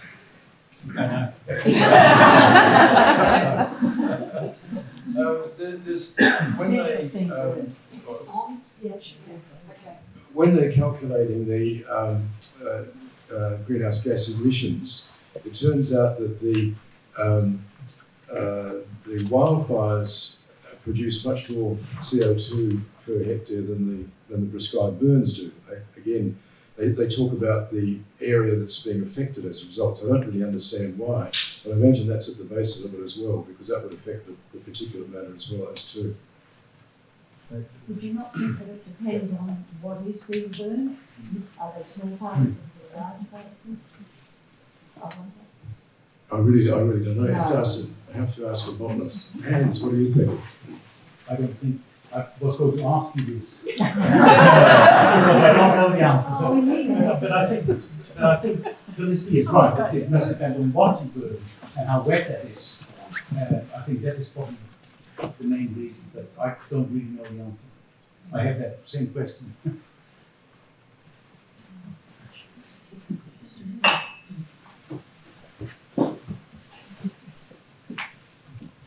Thank you everyone for your amazing presentations, especially your rally, because I think it's really hard to walk around in the forest that's been burnt and see the destruction firsthand. So I'd just like to point that out and say thanks. My question is, given that we know that fires can, after prescribed burning, can be lingering in the forest for months afterwards, is there anyone that knows to what extent wildfires are caused by prescribed burns? I know that there's been instances, but has there been any data analysis on how many wildfires actually start from the prescribed burns themselves? I'm not answering that. I'm just saying that's Simon Cherryman. And who did we have before speaking? Oh, I was just asking your name. Oh, me? Yes. Oh, my name's Austin. Austin, yes. So just so you know at the beginning. Now, who'd like to answer that one? Just one thing, if you look at that book that I wrote that's out there, it shows you the number of prescribed burns which become wildfires and gives you the area and the cost. And there's 5 cases I've analysed there where there were prescribed burns which actually got out of control and became wildfires, and very, very large and very costly. Thank you. I'll buy your book. Don't buy it, you get just a small donation to this Cons Council. Oh, okay, sure. You could make it a large one. I've got a friend who already did. He opened his wallet. Probably a question for Professor Bradshaw, but really to anybody. In the spirit of don't fight the old paradigm but make it irrelevant with the new one, I'm wondering if there are any allies within state government or other agencies, DFS for example, that might assist with the move towards rapid detection, rapid suppression. How that's going, that side of the coin. Saying it to that is obviously there's a lot of great work happening in that space to say why we've got a better way. But the alternatives. I just like to say that sometimes, or we do quite often hear people who work within DVCA are dissatisfied with the way things are happening and they'd like to do things differently. Thanks. I had a meeting with the current Director General of DBCA just before Christmas, and I have to say it was very positive. He's new to the job, and he sat and listened to all of the things that I said. He did have a couple of people riding shotgun with him who were not so keen on what I was saying, but I felt there was a real possibility there, and I kept pressing upon the need for the rapid detection, suppression, and David Lindemeyer is the person who you might want to get to talk to, because he has lots of new ideas about how that can be done using new technology with drones and other forms of detection and getting the fires rapidly. And David would be very helpful if you wanted to talk to him. Thank you. Oh, I can add to that, and it's really important. On the Fire and Air Forum online, under that Vimeo, Professor Marta Yebra, who works at the Australian National University, came over especially from Canberra to speak at that conference on fast detection, rapid suppression, and all of those things that they're using. And it was a 5-year project, it's just completed. And they came to the conclusion that it must be an integrated approach. So for detection, you need drones, fire towers, satellites, and then they had autonomous land vehicles that carried water into the bush to dump on small fires early, and there were even aerial things that did that too. And it's a good presentation, and of course, she is also a space scientist, so very talented, and her presentation is well worth looking at, because I think that the Australian National University, with that 5-year project, has actually been leading on fast detection, rapid suppression. Hello, my name's, can you hear me? Yeah. My name's Celia, and I heard, Carol, that you saw firebombing going in November, and Urella, you saw devastation in December, and Nathan, you saw firebombing in February. Now, these are all in the hot months. Now, if you've read Bruce Pascoe's latest book, Black Duck, he lives in East Gippsland, he does do controlled burnings, but he only does it after 3 days of dew on the ground, where the ground is already moist. And also, the wind has to be in a certain direction, and I can't remember which direction for his part of Australia it is, but there is a prescribed burning that you alluded to, Michelle, actually. So do people think that if we had prescribed burning, as obviously Bruce Pascoe is Indigenous, if we had prescribed burning, very seldom, but after there was a lot of moisture in the air, and not during the summer months of November, December, January, February, which seems to me so insensitive. And that seems to me also to be sheer vandalism. Could anyone comment on We'll that? ask Mitchell first. Yeah, thank you. Traditionally, we would do fire burning. Prescribed burning was not something that we did in my area to make humans safe. Our main interest was to keep the animals in the forest safe. This is what I was And with the fire stick farming that we did, as I said, it was to enhance the forest, not to cause as much destruction. Yeah, so there's room for that being, inverted commas, prescribed burning for the benefit of the flora and fauna, not to protect properties. Well, you know, when you live in the Mitchell bush, can expand on that, I think. when you live in the bush, like traditionally in a traditional sense, as I said before, it was our supermarket, it was our chemist, it had everything we needed.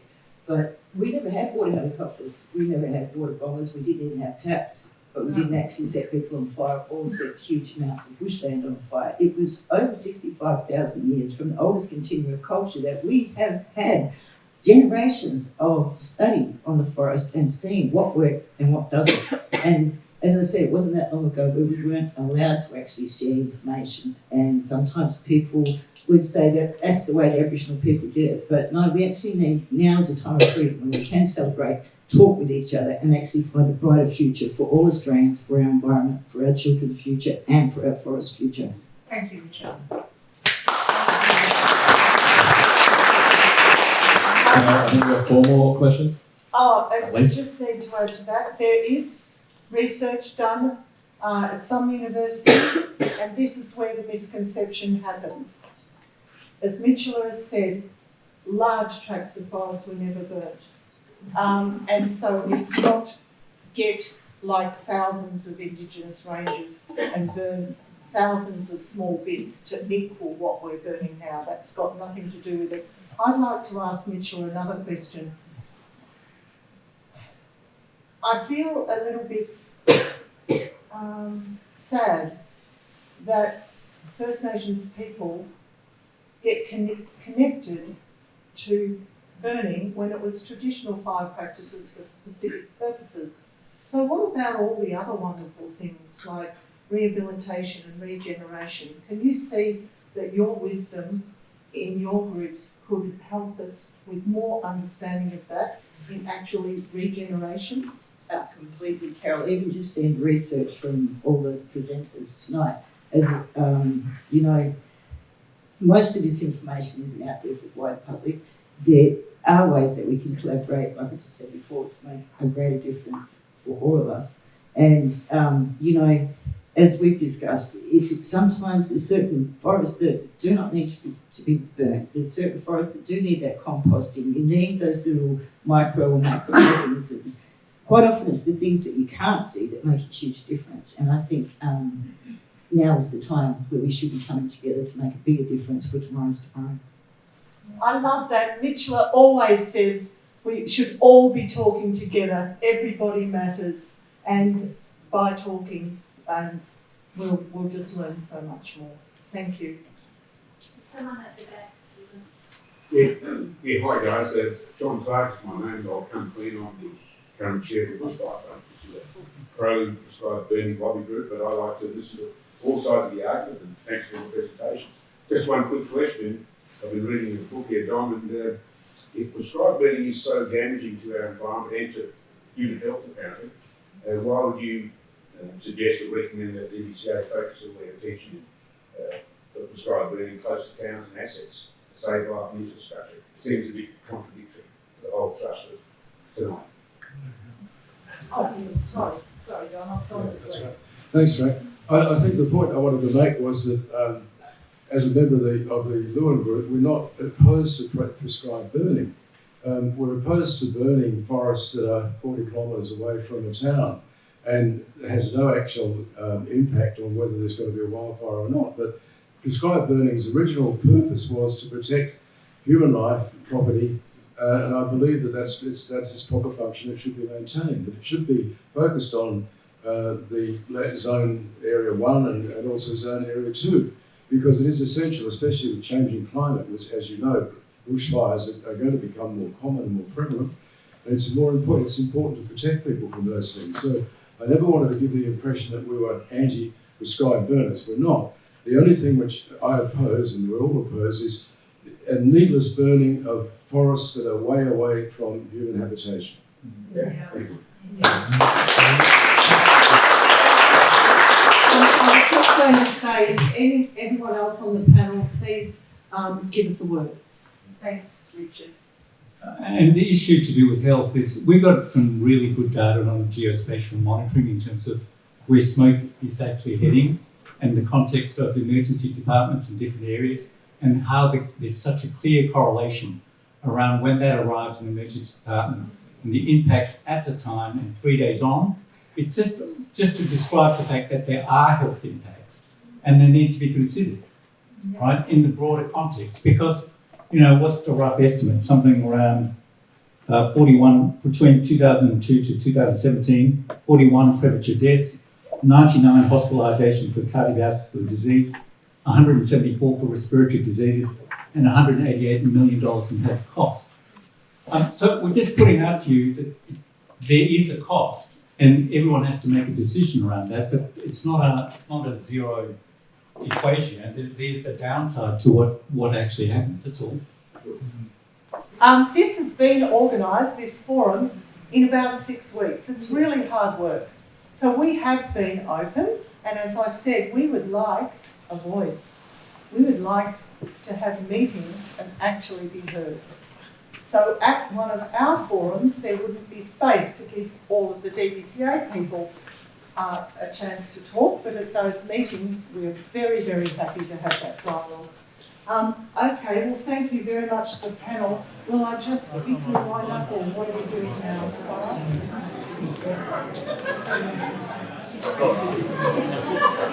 Okay, thank you.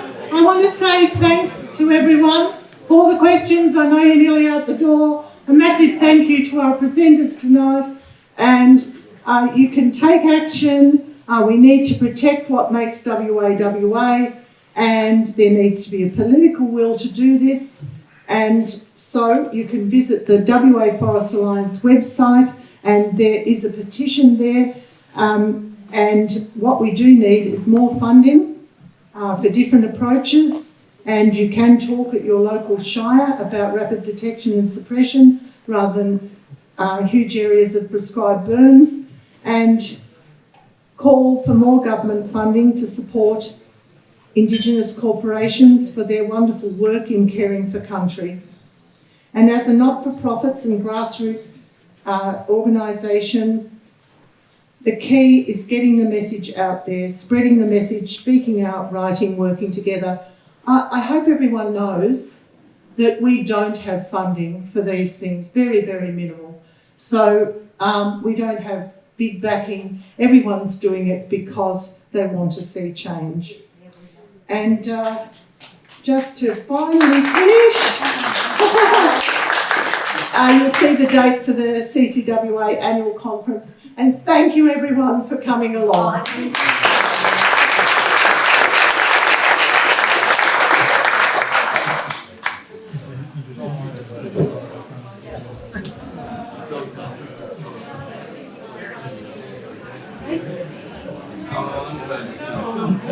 Oh,